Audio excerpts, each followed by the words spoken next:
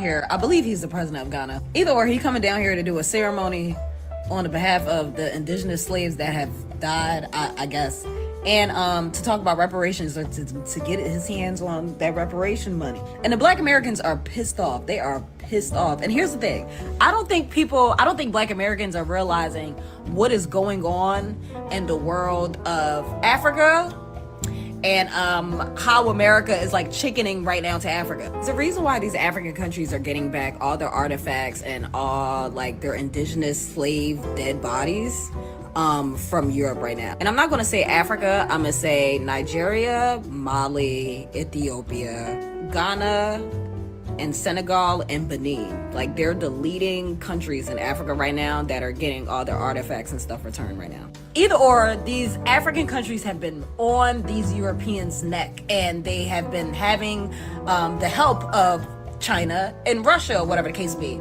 China and Russia haven't really been giving America a good time. So what America has been doing, they have been literally like, oh my God, Africa, please don't do this. Please don't do this, Africa. You know what we're gonna do? We're gonna give y'all some reparations. That's what you guys want, right? Just a little bit of reparation. This is exactly right, and this is what I'm taking from the entire situation. This is a comment that was left underneath the video that I did in regards to the United Nations passing a resolution to acknowledge that the transatlantic slave trade was the gravest crime against humanity. Now, I agree with all of that. I celebrate the win, but I don't celebrate the win because what is this going to do for Black Americans? The president of Ghana is seeking reparations for Ghana. And as I stated in the video that I did, none of those African countries has done anything for Black Americans. For 400 years, they've watched Black Americans be tortured here in the United States, including Ghana. So if any reparations were paid, I'm thinking it's going to go to Ghana. And I don't have a whole bunch of faith that Ghana is then going to do right by Black Americans. You sold our ancestors for umbrellas. You sold our ancestors for fine china. You sold our ancestors for any little trinket that you could get. And now, you mad because other nations got rich off the slave trade and all you got was some beads. And now you want to sit here and try to ask for $100 million to translate the place where you sold and held our ancestors. And let me repeat the sentiment of my sister that just spoke. Jamani Williams, I saw you earlier. You don't speak for us because you don't have our blood. And Al Sharpton, you have our blood, but you still don't speak for us. You are a shakedown artist, a preacher without a church. You don't speak for us. Oh, yeah. Who else? Yvette Clark. Yeah, I'll show them. You might have been voted in, but you wasn't voted in by us, and you don't speak for us. And that's why we're going to make sure that you lose all these extra bodies that you put on the...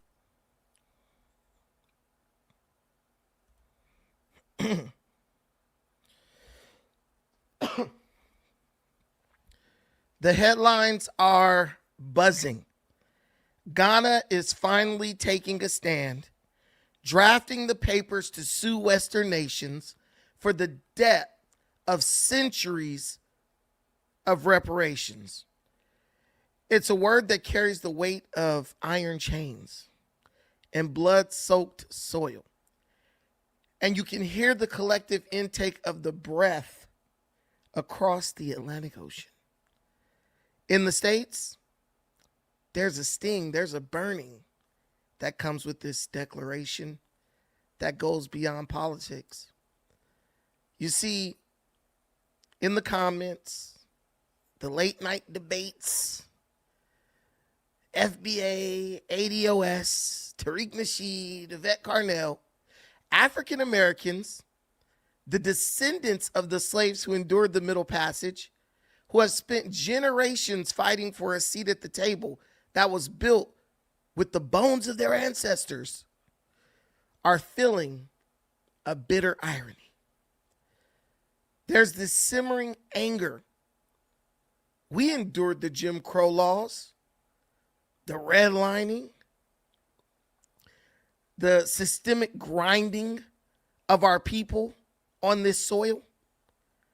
If the check is finally going to be written, why isn't it being made out to us?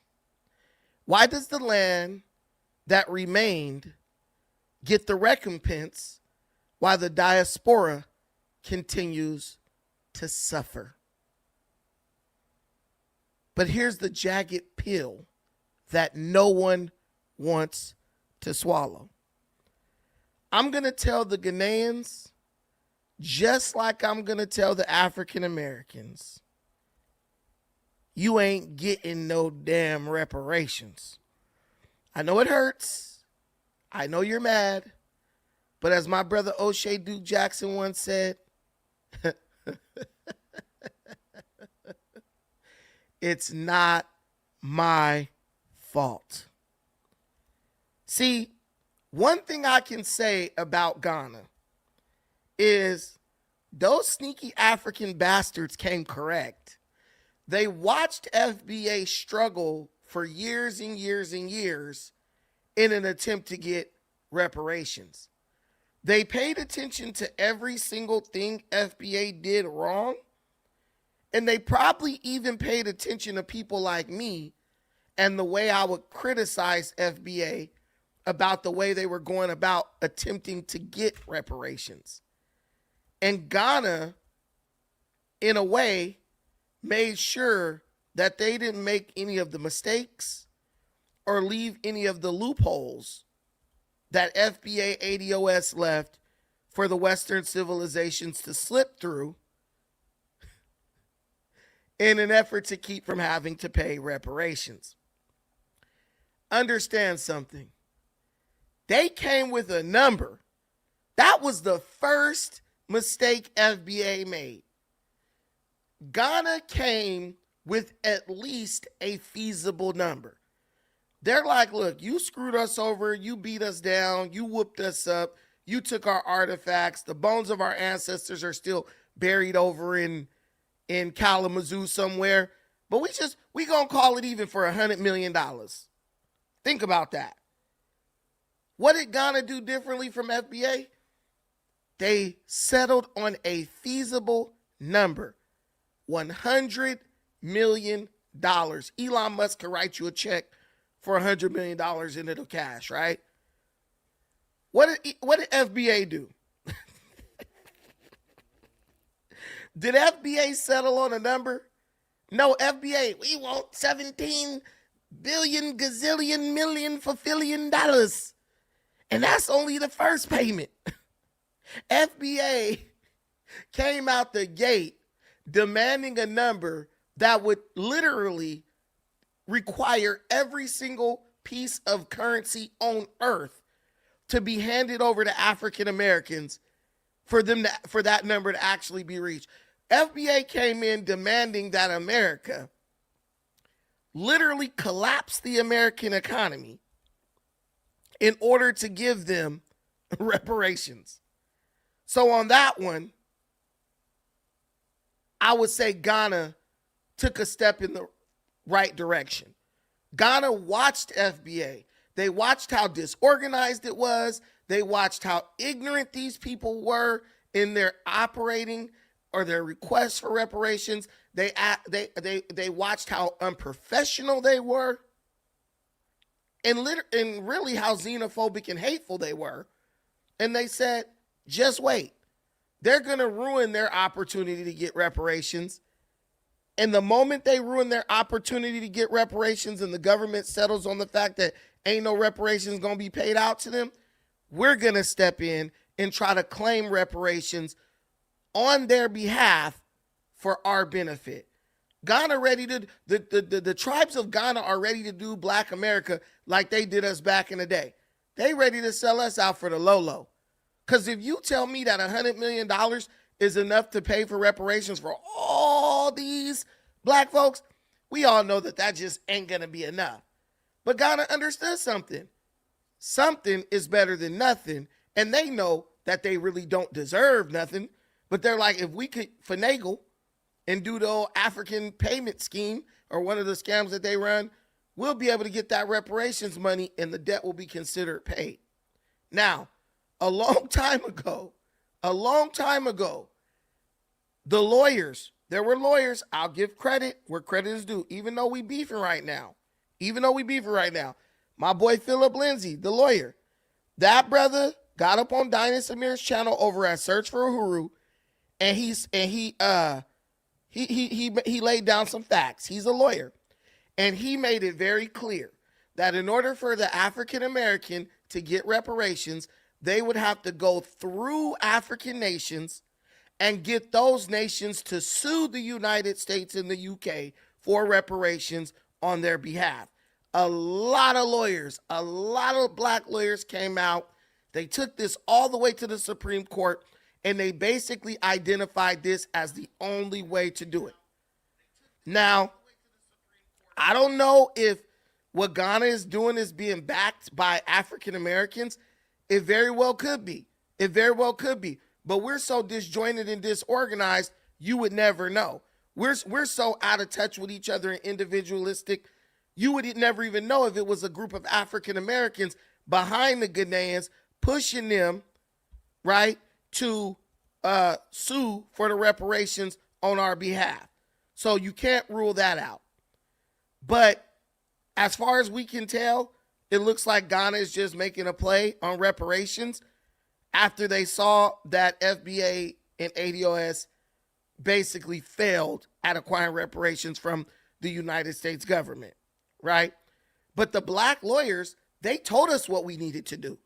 But we didn't like the idea. We attached xenophobia and self-hate to the movement. And what that did was that ensured that we would never be able to go across the water and say, hey, Ghana, hey, Guinea-Bissau, hey, Nigeria, hey, Cote d'Ivoire, hey, Sierra Leone, let's work together. We send a coalition, y'all bring some dudes to the table, and we work out a way where y'all could sue the United States and the Western nations on our behalf. And then we could, y'all give us the money and we break bread and split the money accordingly, right? We didn't want to do that. That's why I knew as soon as FBA and ADOS, as soon as I heard the ramblings of xenophobia in the movements, I knew the movements were done. Because I actually listened to the lawyers who repeatedly said the same thing over and over and over again. They didn't listen, but I did. They refused to acknowledge the facts, but I did not. I saw and heard what the lawyers said when they told us that, hey, you guys are going to have to go through the African nations. This is after black lawyers took this all the way to the Supreme Court. When you go to the Supreme Court, ain't no redo. That's what they've ruled on. And so you have to figure out a way to go around. Hold on one second.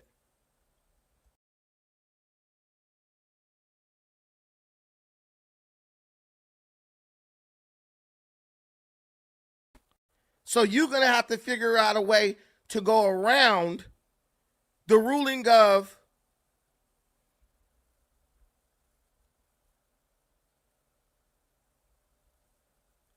you're going to have to go around the ruling of the Supreme Court to actually get what you want. And from like day one, FBA and ADOS was like, we ain't doing that. We going to go to the Democrats and we going to demand the Democrats give it to them. They didn't want to go to Ghana. They didn't want to go to other countries in Africa. They didn't want to go to the Republicans. They didn't want to work with Trump, $500 billion, all this stuff. They wanted to go to the Democrats to beg for a number that was never going to happen. Now think about this. Ghana is asking for $100 million. Donald Trump offered us at the end of his last term $500 billion. Think about that. Think about that. Donald Trump offered us $500 billion in exchange for our votes. Ghana is asking for $100 million. Do you understand the difference between what Ghana is doing, what the conservatives tried to do, black conservatives tried to do, and what FBA ADOS did? These dudes are, yeah, I had to change the dial up. But listen, FBA ADOS is not, they're not serious movements. And when you don't have a serious movement and you allow for that unserious movement to run the show or lead the charge when it comes to anything you want, all you're doing is guaranteeing that someone else is going to come along after you, learn from all your mistakes, and they're going to try to get what you wanted and what you felt you deserved. And that's what Ghana is doing. Ghana is FBA ADOS, right? FBA ADOS, they wanted to play the big boy game. They said, look, F that, we delineating. We separating from them. We not them, they not us. Somehow they came to this conclusion that they're indigenous to America while simultaneously descendants from African slaves that came from Africa. Don't ask me the science or the genetics they was working in their mind. I saw my brother Afro Think Tank. He highlighted a comment where a dude said, I'm an indigenous and I'm a descendant of the African slave trade. We don't know what FBA is thinking. I know they're not working with a full deck, but they came with all the pseudoscience. Then they came with the xenophobia. And what they don't understand is, and I said this a long time ago, every position they adopted actually moved them further and further and further away from reparations. Tariq Nasheed made sure that while he was collecting your money and putting it in his pocket, he was slowly moving you away from reparations. He was slowly moving you away from the any chance of receiving any type of reparations. Why do you think he was talking about people like Sandy Darity and people like that? Because he knew if I give them the talking points that destroy their own argument, that will keep them in a position where I can continue to profit from them, and everybody else will just look at them like they're crazy, right? It's kind of like when you see a relationship between a man and a woman, and like the woman the woman may have legitimate complaints against the man. But if the woman does crazy stuff, people will just dismiss her like, nah, she's crazy. So once she does something crazy, everything she says will be dismissed. Everything she says will be dismissed by anybody who's looking from the outside looking in because they've seen her do something crazy. That's what Tariq did. Tariq basically allowed FBA and Yvette, she tried to stop ADOS from doing this. Their faults or their failings were actually different. But what Tariq did with FBA, he just made FBA present themselves as the crazy kids in class that no one was going to take serious, while he slowly kind of like separated himself from the movement, but kept himself lifted up as like, you know, the person who told them what direction to go, right? So if you talk to Tariq Nasheed, he'll tell you, well, I'm not the leader of FBA. But then every single position that FBA adopted, Tariq was the author of it, and he was the one who gave it to him. Every single talking point that FBA would use, Tariq fed to them. He taught it to them. But then he'll disown them. Oh, I'm not their leader, right? That he kept a nice separation between him and FBA. And if you look at Tariq right now, Tariq's making money working on his newest documentary. He didn't travel to Africa and back. Y'all dumb as hell. He telling you to delineate and stay away from Africa. He over there traveling to Africa. Probably over there building shit and buying businesses. Who knows? But he made sure that he let y'all get dirty and get in the mud, but he made sure he never got dirty. He never sullied or soiled his own image and his own reputation. So now you got black folks like that crazy lady at the beginning with the bullhorn. I don't know how many of y'all saw that, but the crazy lady with the bullhorn at the beginning, she's going off. She's going ape shit on African immigrants. She's going crazy on Al Sharpton and them because she's like still clinging on to the xenophobia, not realizing that the very thing that is keeping her from getting reparations is the same xenophobia that she's exhibiting. And that's FBA. That's these people. They don't understand that we live in a world where you got to do things a certain way. You got to say things a certain way, and you have to do things a certain way. You can't just do things the way you used to doing them and think that, oh, everything's going to work out. You can't get on no bullhorn for the world to see. We live in a society where everyone has a camera and they ready to shove it in your face. You can't get on no damn bullhorn and do stuff like what we just witnessed that lady do. You can't do that. But see, this is what I'm telling you. Tariq knows the game. Tariq he's a person who's been around Hollywood. He knows what it means to be media trained, right? He knows what it means to like how to carry yourself so you don't present yourself a certain way to where it's gonna bar you or prevent you from getting the things you want. But do you think Tariq is giving FBA that game? No, he's letting them act crazy as hell. Because he knows once they get whooped like a dog, right? Y'all ever seen a dog when it get whooped or it's about to die? What it do? It crawl back to wherever it called home or wherever it came from. And the more beatings FBA takes, they will end up crawling back to Tariq. And Tariq knows that. He's very well aware that that's what they'll do. You can't be doing stuff. You can't be doing stuff like this right here. I'm gonna show y'all. You can't be doing this. You sold our ancestors for umbrellas. You sold our ancestors for fine china. You sold our ancestors for any little trinket that you could get. And now, you mad because other nations got rich off the slave trade and all you got was some beads. And now you want to sit here and try to ask for $100 million to translate the place where you sold and held our ancestors. Now understand, this is a ceremony going on. They're standing across the street from the ceremony, no decorum, with a bullhorn, a bunch of females screaming and yelling about, oh, you ain't us and this, that, and the third. Okay, so do you think you're making those Ghanaians say, you know what? They right. They right. We need to split the reparations with them. Oh, they're right. We need to hear them out and hear what they have to say about what they're owed as far as reparations. You're not. You're not. All you're doing is you're doing the same thing you did, same thing you've been doing for 7 or 8 years. Putting yourself in a position that's going to ensure that you never get any of the things that you ask for. I'm not thinking Ghana's going to get anything either. There's a possibility they could get 100 million because it's a doable number. 100 million for these rich dudes, these thieves, that's not really a whole lot. And it just shows you that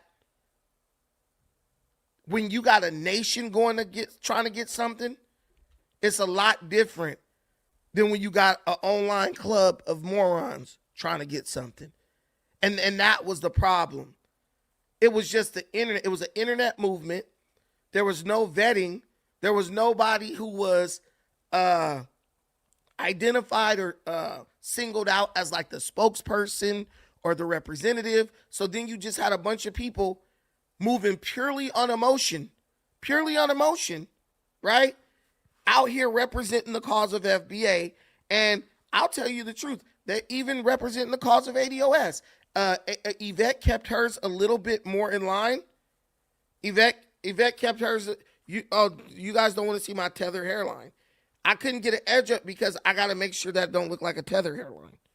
If I get an edge up, y'all gonna be up here calling me a tether. But anyway, so you had all these people just out here operating on their own, and you don't know I don't know what the heck is going on with my damn camera, man. This is ugly. It's nasty. Hold on. Let me see if I can do this again.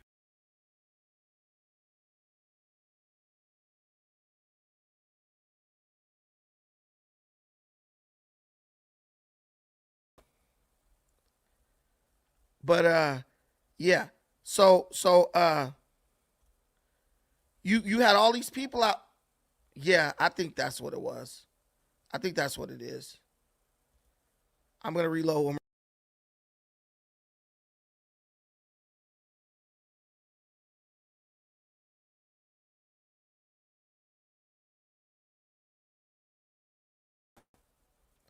Okay, I think we're good now. But so you had all these people just out here saying whatever they wanted, doing whatever they wanted, and they were all rocking, the brand of FBA, ADOS, or whatever else. That's not helping your movement. That's not helping your movement at all. That's hurting your movement, creating a situation where people are like, look, man, these dudes are just a bunch of psychopaths. We cannot take these people serious because these are not serious people, right? And that's the environment that was created. It's kind of funny. It's kind of funny.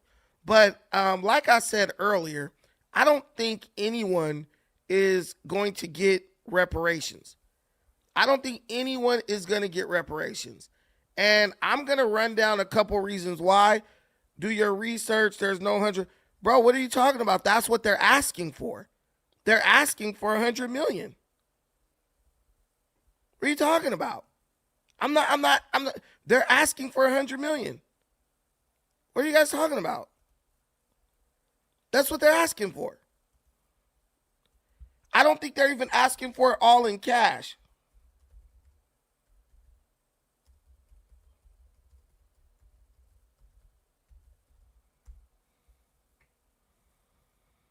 Yes. The UN resolution. Yeah, they're asking for 100 million towards a reparations fund.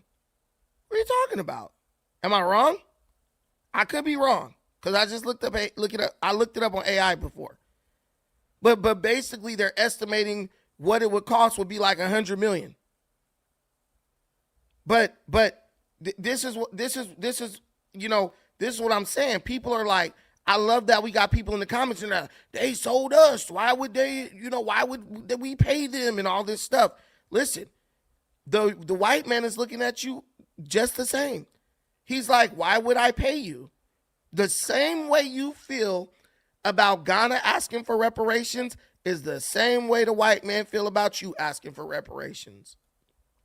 Because what you're saying is Ghana benefited from the slave trade. The white man is like, well, you benefited from being in America. Guys, listen, I'm telling you, I don't understand how black folks who is on welfare, Section 8 and everything else, I don't understand how they fixing their lips to be like, give us reparations. Now, I could be wrong. Educate me. The link is in the comments. Y'all can come up here and educate me. But I don't understand how you're going to make this argument that the United States government owes you trillions of dollars when every single year your people are receiving billions of dollars in welfare, entitlement, subsidies, Medicare, and all that stuff. If I was the white man, I'd be like, well, just add up all that shit we giving you and just let it ride. That's what I would say. But I know you FBA and ADOS and the reparations, you guys are more intelligent than me. You guys are more intelligent than me, right?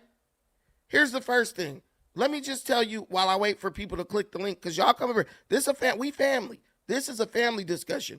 When we talk about reparations and stuff, come up. If you believe reparations is something that you're owed and you feel like you could get it, come educate us. And if you give me some information that I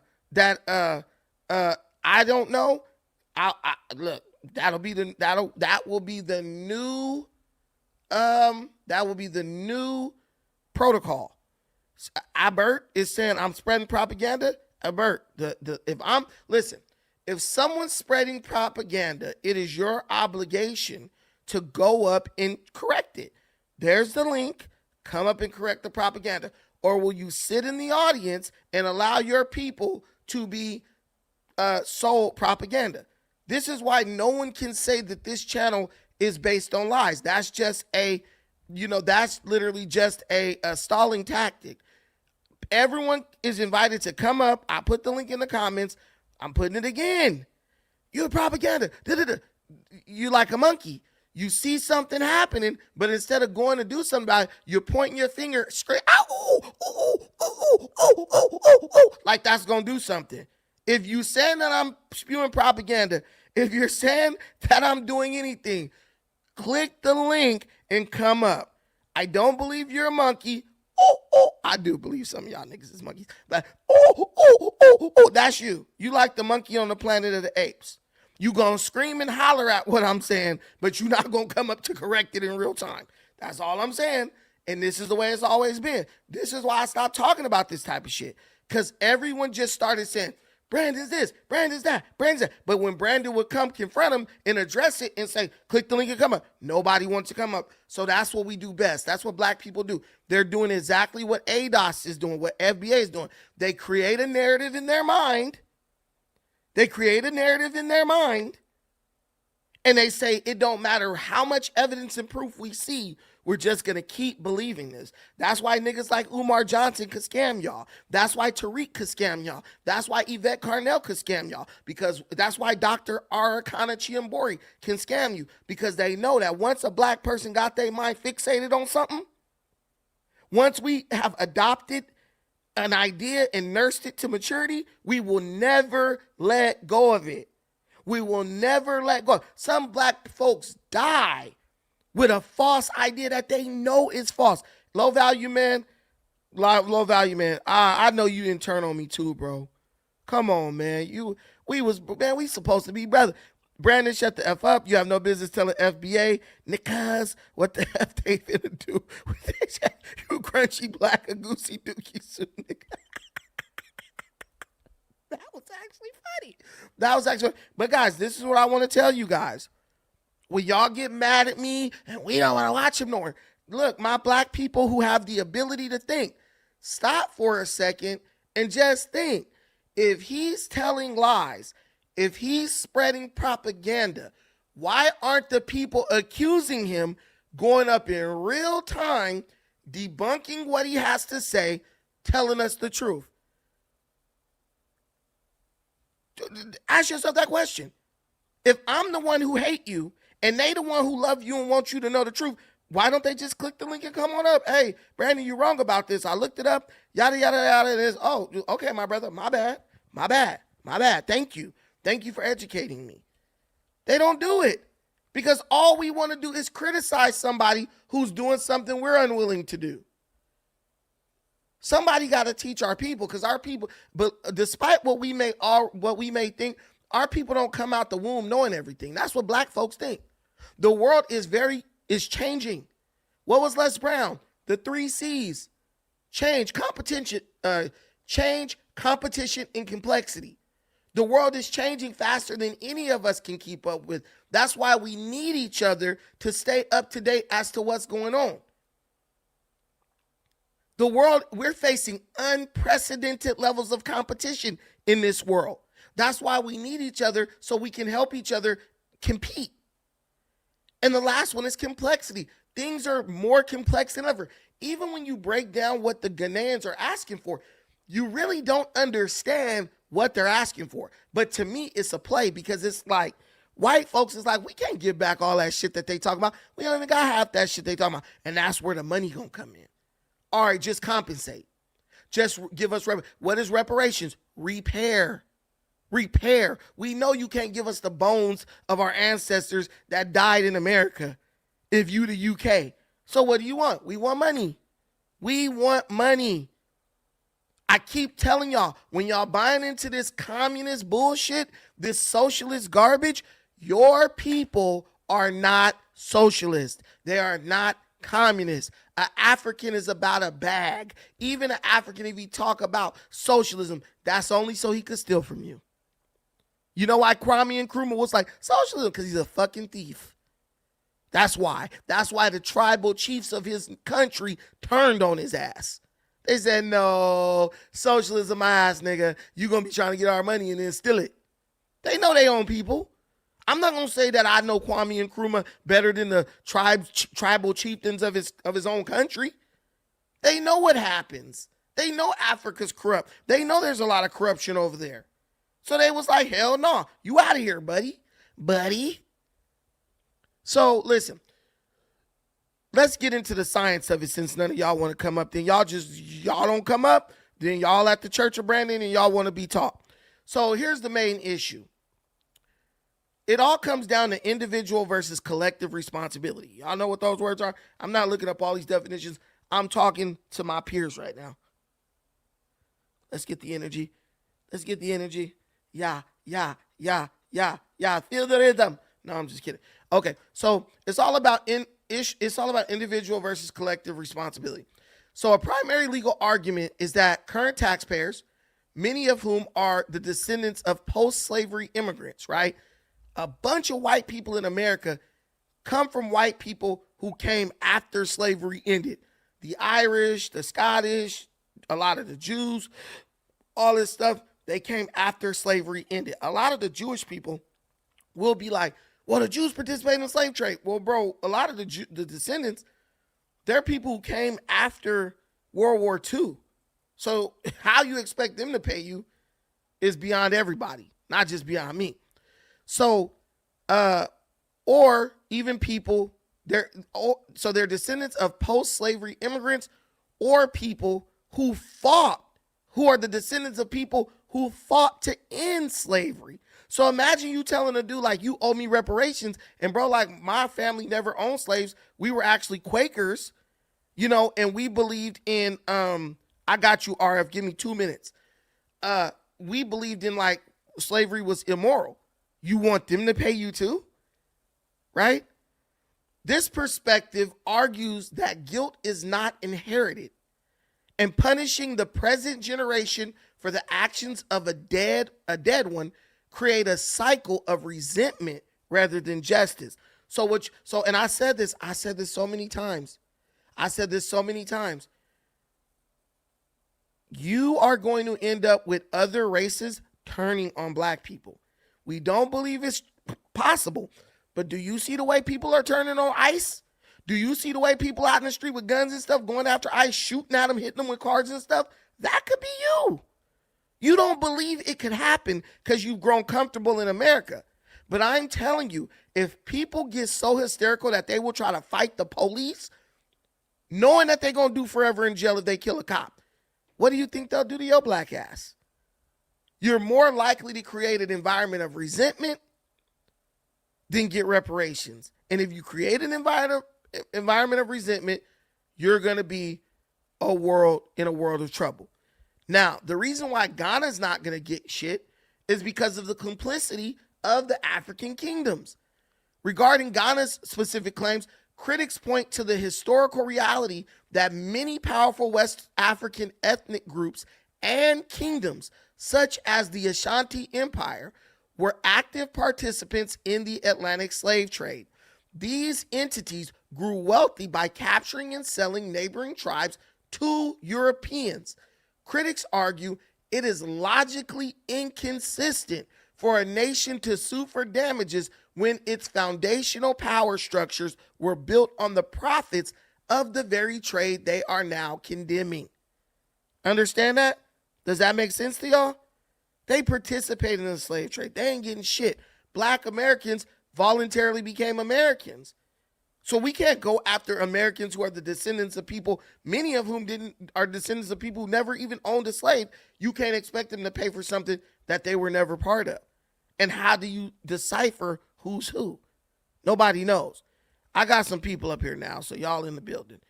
And we'll keep going with that, but I want to get the discussion started. Go ahead, my good brother RF. All right, can you hear me? Yes, sir. Okay. Yeah, I just think, I just came in like maybe like 5 minutes ago. I'm not sure what your position is on this, on the Ghanaian president, but do black people deserve reparations? Yes. American black, I'm talking about black people who are foundational, as they call descendants of slaves. Do they deserve reparations Right. in the United States? Yes, we do. Are we going to get it? Probably not. It is kind of messed up that, as long as the Democrats been in power, they never got us reparations when they was in power. The Japanese, they got all that money for internment during World War II, but we have yet to get anything. But I do have a problem with the president of Ghana. I didn't listen to his speech, but I've been hearing. I was on TikTok and they were just having a whole showdown over him coming in asking for. He was like, it was almost like he was trying to tie Black Americans in with Ghanaian Africans and Africans throughout the continent for this whole, you know, come together reparations movement. I don't agree with that. He should not. I don't think he should speak. If he is in fact trying to speak for Black Americans, he's not. I don't think he should speak for Black Americans. Figure out what's going on with Ghana and why isn't he suing Saudi Well, you Arabia? have What about the well, What you about have the black Arab? you have Black Americans sitting right there. Yeah. Well, what about the Arabs? No, They but were I'm there. asking, Huh? I'm challenging your position because you have Black Americans sitting right there in his face that didn't say shit. Oh yeah, they don't. Well, they don't. No, Black I Americans, don't know. Black Americans are delusional because the people on the panel, yeah, he's a president of Africa. He speak for us. I'm like, y'all are some delusion. You're gonna really start to really piss people off But at what I'm some saying, point. well, we know our people are uneducated. They don't know about nothing outside of 227 or some They shit. don't even know where Ghana's at. But go Right. ahead. They They never. can't find Ghana. They can't find Right. Ghana on the map. But what Yeah. I'm telling you is, usually when Black people are getting fucked over, there's a Black person who's right there in on it, telling people how to screw us over. So Al Sharpton and them, they're gaming bro up on how to exploit and try to get access to what's owed to Black Americans because they're operating for their personal gain. And when we tried to tell Black people for decades, hey, you can't trust the Sharptons, you can't trust these politicians, you can't trust these bamboozling political minded reverends and stuff. Black folks told us we was coons and everything else. So I'm in my mind, I'm gonna say, look, we getting exactly what we want. We getting Right. screwed over because we refuse to accept the fact But you we gotta are think. in a competition. This is a competitive world. If someone can take something that is owed to you, they will. And there are people among you who will join them as long as in screwing you over as long as they can get a cut. Y'all all saw the movie Planet of the Apes, and it was apes who was helping the humans. Why? Right. It didn't make Yeah. sense, but because Right. they thought they had something to gain personally. And if you don't want to accept that, you're never going to be in the comp. You'll never be in the fight. Do you think colonialism? Well, first of all, I think a lot of times Black people think that slavery began with Black Africans. Slavery has been throughout the human existence. Probably there has been slavery. The Egyptians had slaves. The Romans had slaves. The Persians. Every great empire had slaves. Like it's just a part of human history. Conquer and slavery. It So does why are not you saying? begin. So RF, you could say that there's people been enslaved. So why are you still throwing out this notion that do they deserve reparations? If what you're saying is true, then we don't deserve reparations. Slavery is just a part of the natural evolution of the world. Well, to be honest with you, I can go either way. I mean, to be honest with you, I mean, to me in Africa, did colonialism affect you more, or did slavery affect you more? Which one affected you more, colonialism, or because I don't recall, United States didn't have any colonies in Africa. Yeah, exactly. So why are they So even in the United you, States you asking know, for and then anything? yeah, and are you looking for money just from the U.S. or are you looking for money from European countries? But if you look at it, the United States has already paid billions of dollars to Africa in aid already. They're looking for exactly. That's why I said they shouldn't get shit. But they're looking for the money where they feel the money could come from, right? They know UK ain't gonna give them shit. UK gonna say we let millions of y'all over here to fuck up our country. So they're looking at America because these countries look at what's going on. They look at the movements. We got this huge fake ass socialist movement. All these damn Johnny Do-Gooder motherfuckers want to vote against our own best interests. Oh, because you harmed these people. So Ghana just looking at United States like, yeah, United States is soft right now. We could get them. We could hit a lick on them. That's Right. all it is. But I just wonder, why is the Ghanaian president taking up this mantle when there are so many things he can be doing in Ghana right now outside of trying to get is reparations going to solve? If we gave them a whole boatload of money, what's going to happen? Let's say we gave Ghana billions of dollars. What are they going to do with that billions of dollars? What people are saying in the audience is that there were African Americans who asked Ghana to lead the fight for reparations, and I understand that because many Black lawyers and good King Justice, we coming to you right now. many black lawyers examined the reparations case, and the ones who were being honest, who didn't just want to hit you up for a quick, couple $100,000, they were like, the only way Black America will receive reparations is if they sue for it through an African nation. So I understand that there are always people on the ground in these places working without putting everything on the damn internet like we do. And they are listening. They're hiring lawyers. They're putting their money behind shit. And I believe this is something that one of those people who might have, or a couple of those people who got Ghanaian citizenship might be, orchestrating behind the scenes. Right. So the way we're so quick to pass judgment and jump out without knowing what the hell's going on, like that lady who was in the street going crazy, it's like, baby, do you even know the details of what's going on? This is a ceremony. Ain't no checks being handed out. Why you out here acting a fool? Let me go to the UN voted. The UN voted that there was a grave something that the Africans were enslaved. Shot that shit down. The United Well, States shot that shit down. Israel joined them, and I think Argentina. All those are Right. USA's real allies, and they all voted against it. And the reality is, what makes one slave trade greater than the other one? well, are we going to sue the African kingdoms too? Are we going to sue the Arabs too? Are we going to sue why does it, the buck ends with the United States, I guess, It's but like- anyway. It's I like mean- Iran right now. Iran could be right in what their sentiments are. But once every country in the Middle East turn against you, you wrong even if you right. So all you can do is play along. That's where Black America is right now. It's on us because we have not built the infrastructure to be able to go up against our own government in a legal way. Jews can do it, Asians can do it, Mexicans can do it. We cannot do it because we do not have the cohesiveness like they do to stand Not now, we together. don't. Used to, No, not now. Yeah, we gave it away. Go ahead, good King Justice. Unmute your mic. All right, peace. Can you hear me? Yes, sir. All right, first I gotta say I'm for reparations, but I don't think it's ever coming because when you speak about reparations, a lot of people think you just delusional and you waiting around for it, and that's not the case for most Black Americans. Anybody with a brain knows that reparations is a moral debt, and the United States of America, for the most part, is not a moral nation. Really, no nation in the world is. Nobody gonna pay a moral debt. Even if I was the white man, I'd tell us, bro, do something. Like, come get it, because I'm not gonna give you anything. But when we speaking about Ghana speaking up for this reparations claim, this when it gets muddy because if a reparations package was given to us, because we don't have to sue the United States, they could literally just write a bill and give it to us. But they're not gonna do that, of course. We don't have to go through no African nation. But they can't give you nothing without even having a number of what you want. Nah, that's true, but I'm speaking about when you said about the lawyers, and I'm not saying this because I'm a lawyer. I'm saying this because the founders of Cobra, Mario Bedelli, he was a lawyer, and they already did all of this way before FBA, ADOS, all of that. And what did he get? They didn't get anything. We didn't have Exactly. enough. We don't have enough unity around the idea of reparations to even be a threat to have leverage to where it could be a real discussion. That's why I'm saying this is a nothing burger because this UN, and I'll pass to you after this.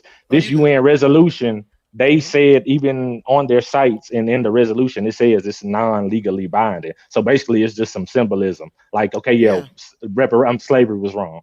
Yeah, and as long as we keep participating, like I feel like the symbolism just makes it harder to get like actual cash payouts because it's like you keep telling people, just do this and then we're going to be good. Just do this, then we're going to be good. It's like telling a chick, just let me stick the head in. Like, dude, I let you stick the head in. Now you want to, like, no, bro. Like, you're trying to do too much. And that's what I feel this is turning into. Right. I feel like they're pushing it to where there's going to be like, where they're going to just bar this from even being brought up in legal proceedings. Like, immediately no. Yeah. But I mean, you could say reparations is old and all this stuff, but like I said, man, there's so much gray area around reparations. People will say, how you gonna get it from me? My family never owned slaves. And there's an argument. But they still benefited from the system. And we But benefited. how is Ghana gonna prove what harm was done to them? Wait a minute. We benefit from it too. But So, we're not talking about our benefit. We're talking about slavery and listen, repair from slavery. You can't say that somebody owed you because they benefited from something when you also benefited from it. Okay, let's just go to the legality of it. No, I want to stay right. Wait, I want to stay right there. Because I want you to throw this ignorance out your mind. You can't say, hey, you, Mr. Charlie, you benefited from slavery when your black ass is here benefiting from it too. He gonna say, so did you. This is the argument against that. You can't say that we benefited from it without comparing it to what our life would have been if slavery never happened. And that's a hypothetical that you can't fathom. None of us can. Yeah, you was gonna get conquered in one way or the other. You was gonna get conquered. I'm sorry to say it, but Africa was going to get however you slice the dice it. Africa was going to be colonized. But you can't say that in the court, RF. You can't say y'all was gonna get conquered anyway. No, yes, you can. Here's the problem. You got conquered by your own people. So you can't bring him up at all. Because anybody would see, and this is what I hate about reparations argument. Logic go out the window. Because when niggas sniff money, fuck it. You know what I'm saying? We own a Family Feud or something. We ain't even thinking. A simple question becomes complex on Family Feud because the idea of money is making the situation more tense. Bro. Are you saying since the Africans sold us that we can't be a white man? Caught by someone who looked dead like you. There were African kings who sold their own family members into slavery. Okay, this is the argument against that. The white man's like, I didn't conquer you. I bought you as a commodity, like I was buying a pair of shoes. Where was the I don't have to conquer a pair of shoes to buy it. Go ahead. This is the argument against that. We could have treated each other as horrible as possible in Africa, but the white man didn't have to come over there and purchase human beings, bro. The white man bought you like a commodity. The white man don't have to come over and buy sugar. If he bought us like a commodity like sugar, at one point that was legal, and then in America they deemed it illegal themselves, and then continued to doing it. So that's an argument right there. No, marrying a 14-year-old girl was illegal at one point in America. Was legal at one point in America, but then it became illegal. Are you putting all the people who once did it in jail? No, you ain't going to get the 80-year-old guy. The 90-year-old guy married to the 74-year-old woman, and he married her when she was 14, and he was 25 years old. Laws don't work retroactively like that. There's people who are still in jail. Well, there were people who were still in federal prison for having a roach of weed in their ashtray when weed was legal in a gang of different states. Because laws don't work retroactively like that. So when you say, well, it was deemed illegal and then they participated before that, well, until the day it was illegal, it was legal. And that's as long as they participated in it, so they're not criminally liable. Right. But the thing no, is, you're not understanding. I said they continued when they deemed it illegal. Yeah, but they were not citizens of the United States of America.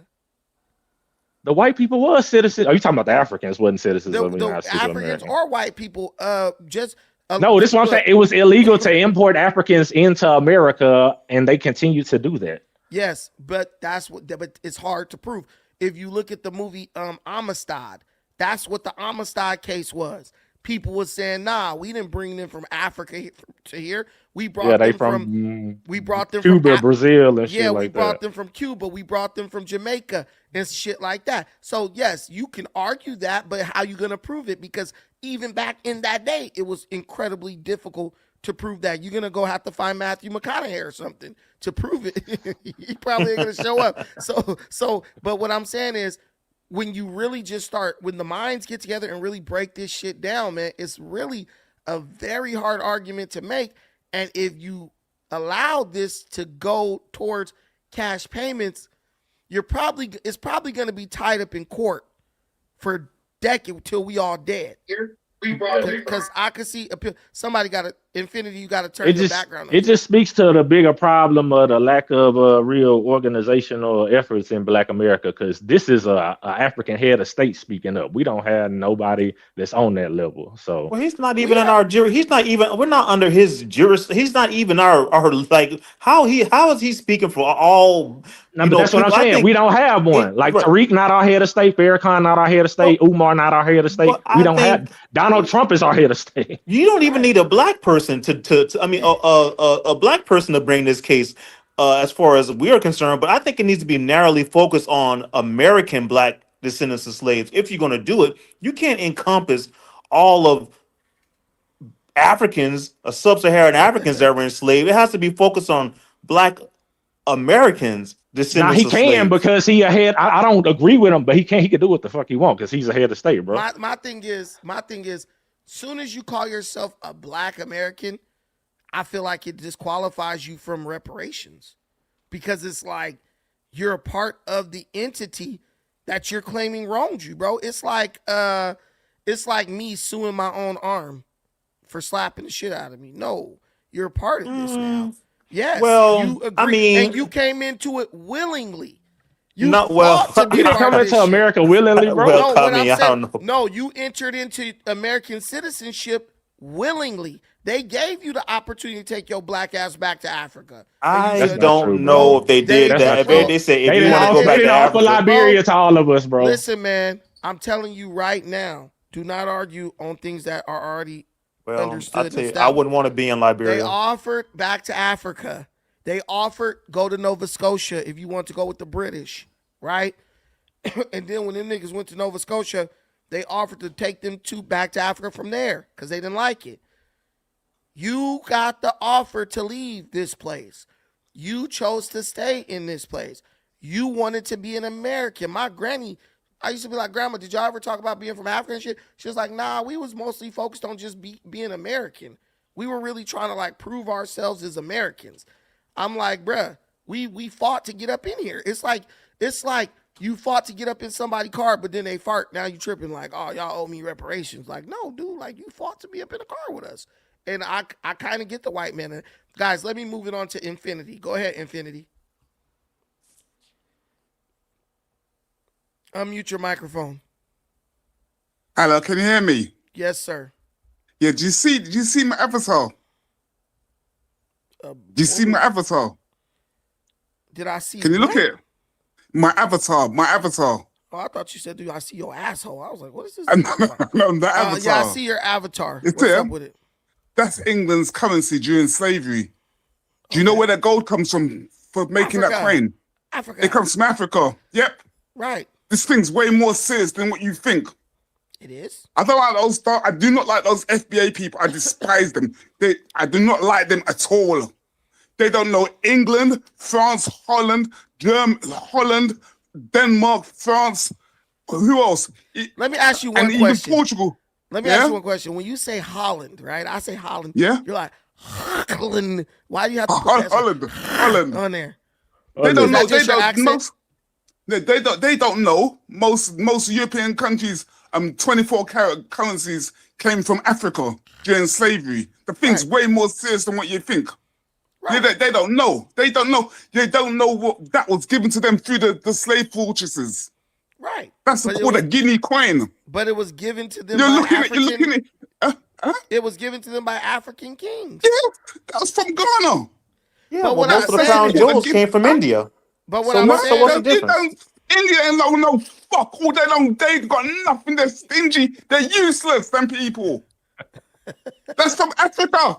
We agree with you on that. Currency. That was England's currency during from the days of when slavery started in the 13 colonies in the Caribbean, all the way through to the fucking blast of the American Revolution. That's what the governors had to pay to the British government. So what does that mean? So what does that mean? Okay, calm down. Do you know calm down, Infinity. I want you to. Do you know what it fucking means? Do you know what it fucking means? Calm down. Calm down.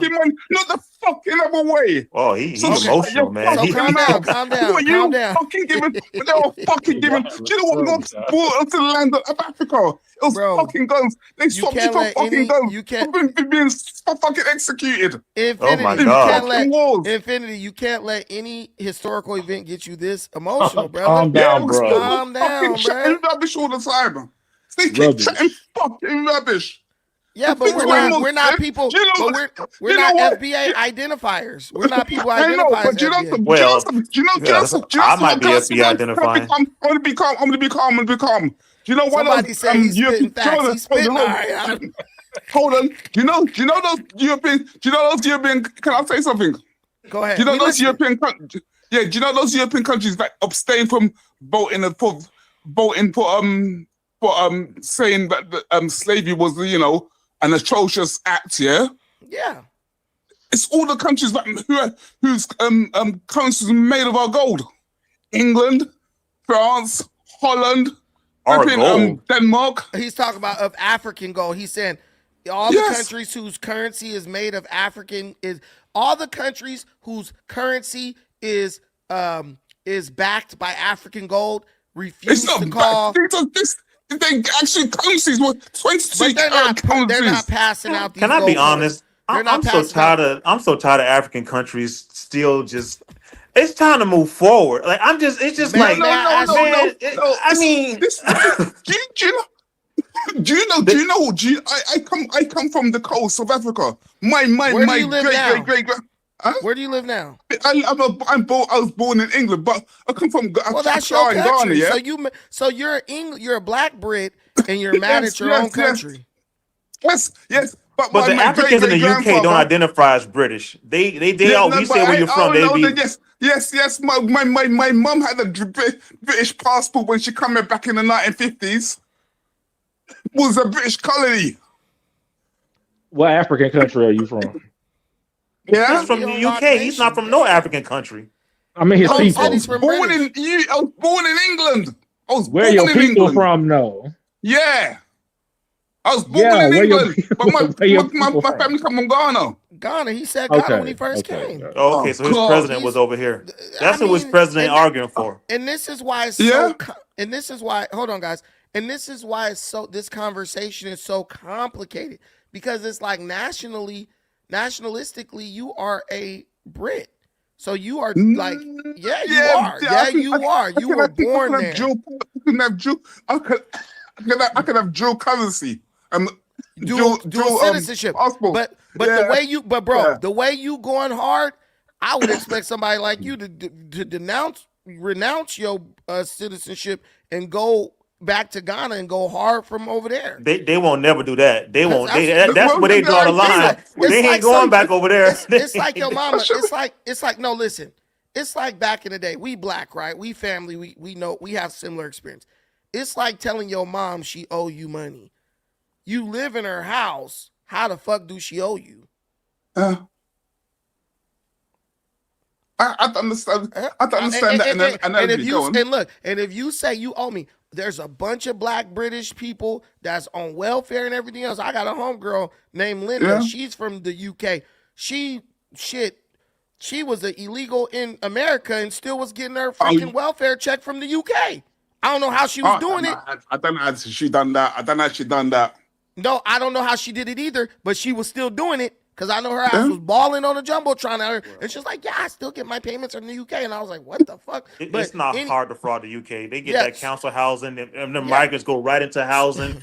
I mean, it's not hard to fraud the UK. So how are we getting? I mean, you owe me and but you're benefiting from it. You eating at the table, screaming that everybody at the table owe you money. It's like it's a tough sell. It's a tough sell. In the black mind, that okay. Let me just say this. In the same mind that say ethnically I come from Africa, but I'm not African. That's where the same mind that say I could be in the country receiving all the benefits, but somehow the country still owe me. We got a problem. I'm still African, even though I was born in England, man. It's a hard sell, my brother. Boy. I mean, I don't call myself African. I'm American. And your ass is still African.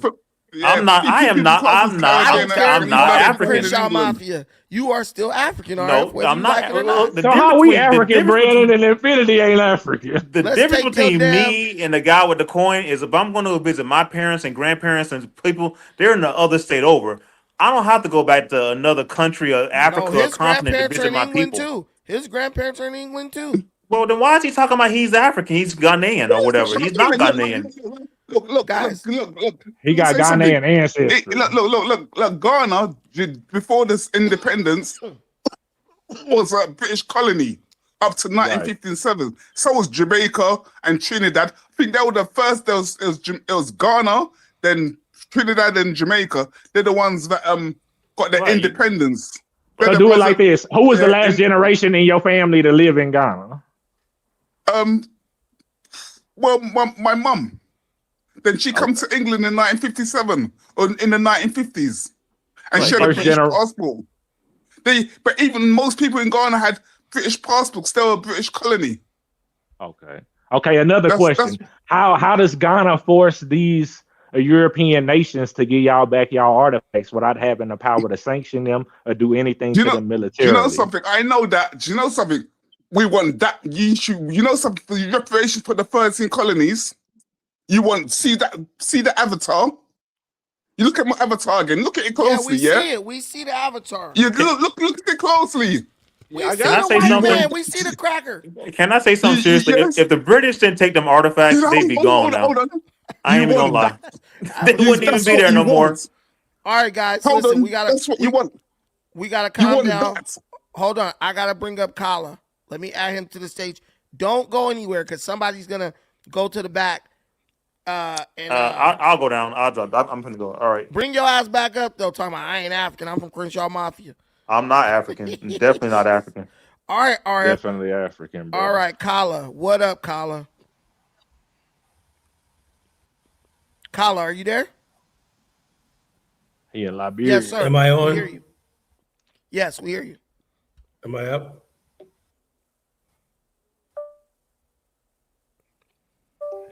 COINTELPRO got you. Okay, I'm on. Okay, You're breaking up. You're going in and out, Kala. I don't know why. All right, let me call. No, you're good. We hear you now. You're clear now. You're clear. Overseas right now. No, you're clear right now. Kala, you're clear. Okay, all right. I'm in Liberia. Okay. All right. So this is a peculiar situation because for years I've argued to start anything, and as far as Black people is concerned, I said Black people, the Black man in America, has to find it himself to have an African. That is an African American only nation state of their own that can argue for Black America geopolitically, no matter what part of the world we decide to live in, right? You have that one central base, political base, and everything like that. That people can argue. It could be reparations, it could be diplomacy. Hold on, let him hold on. Let me finish what I'm saying. Yeah, he's in another country. And this conversation is for out. Black. This conversation. Don't is start, for Black America. Colin. Just go. He can talk. He can be in the conversation. Just go. All right. Make your point. So my point I'm trying to make is the main thing is the FBA is saying is that how could Ghana, because Ghana is a government, is a nation state. Right. You had in Cobra down there for years. You know, had Yvette Carnell. You don't have all these other people. You had that clown show in California, the reparations. And the bottom line is, it's like tell these FBA people, sit your powerless, stateless ass down. If you don't have a nation state or government, Ghana did the right thing. Ghana says, you know something? These fools trying to get reparations or get the ball started. All Ghana did was get the ball started. Diplomatic and stuff like that. It's going to spread throughout the world. You know, that's on the table. You know, what do you do about the descendants of slavery? Anybody participated, somewhere along the line, it's going to be called into question, right? It's on record. It took a government like Ghana to do something like that. Black America has been doing that for years, and we have no representation.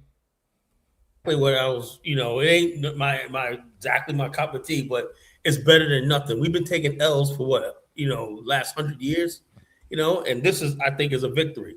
And then you got these embarrassing FBA, these illiterate FBA people out there yelling about whatever the heck they were yelling about, whatever the heck they were talking about, as Kyle says, sit your ass down. But what the bottom line is, you got these people out there, these illiterate FBAs. Now, what I would like to know is the FBA, and I'm gonna wrap it up. The FBAs, some of them claim Brandon. I watched them very, very carefully, right? When you give them an inch, they'll take a foot. As soon as you start saying FBA stuff, they always bait you with this, something that they say is legitimate. Some of the points they have to say are legitimate, right? And then what they do is they hook you in. Then they say, "Oh, we're copper-colored Aboriginals. Slavery never happened. Prove that slavery happened." But you said you were. That's what they do. They get you in. And this one girl I was riding with, I was like, "Yo, it's pre-sister." She was saying something.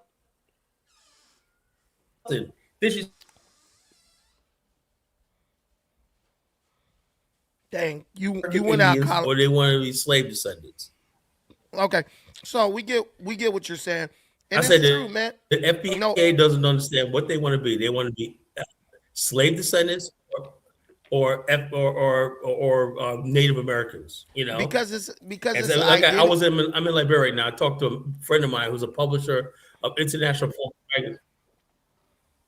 Yeah, so and also me and my friend Val Thomas. Look at my last video.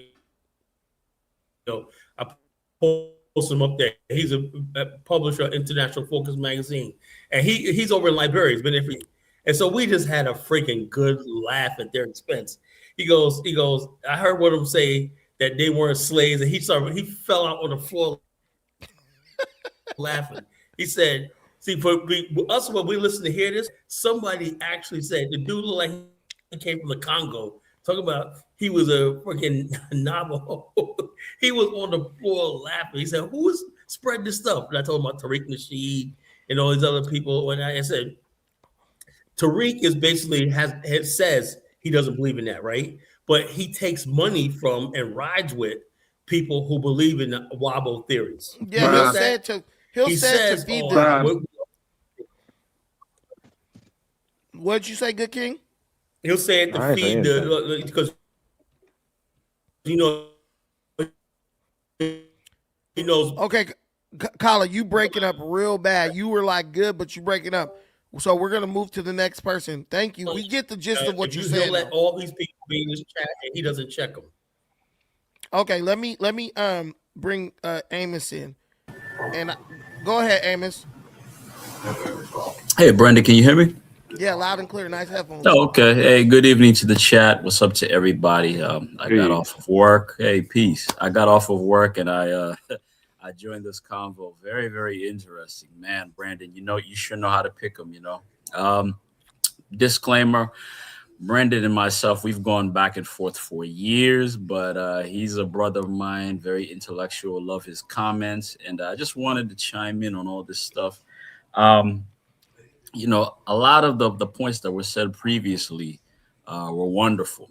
But to add, I just have to say that with this FBA stuff, as we all know, if FBA are indigenous Native Americans, none of the slavery stuff applies to them according to their, magical Disney thinking. So why are they upset? I agree with you, but that's the tricky thing about Tariq. He has the three lineage bases. He says they come from the indigenous black people who never existed. Ain't no indigenous black Americans. That is a farce. But he says they come from them. He says they come from the maroon communities, and they come from the small amount of Africans that were trafficked over here. So it's all over the place. But that's just so he can get all the people into his grip. Mm-hmm. I agree with you, brother. So a little bit of backstory for me, why I'm even talking. Brandon knows this already. I am the associate producer of Hidden Colors 2 and 3. So I've Man. worked with Tariq Nasheed back in the day. If you Google my name, Amos Kulumba, right now, it comes up. IMDb. So I've done the research about Black history, et cetera, et cetera. I am also a teacher. I teach online at night. I'm a doctor of public policy. So I'm very, very well versed about what you're saying. And I agree with you. And I happen to be Ugandan American, like Brandon knows. So, you know, lived my whole life here in America, grew up with Black Americans, et cetera, et cetera.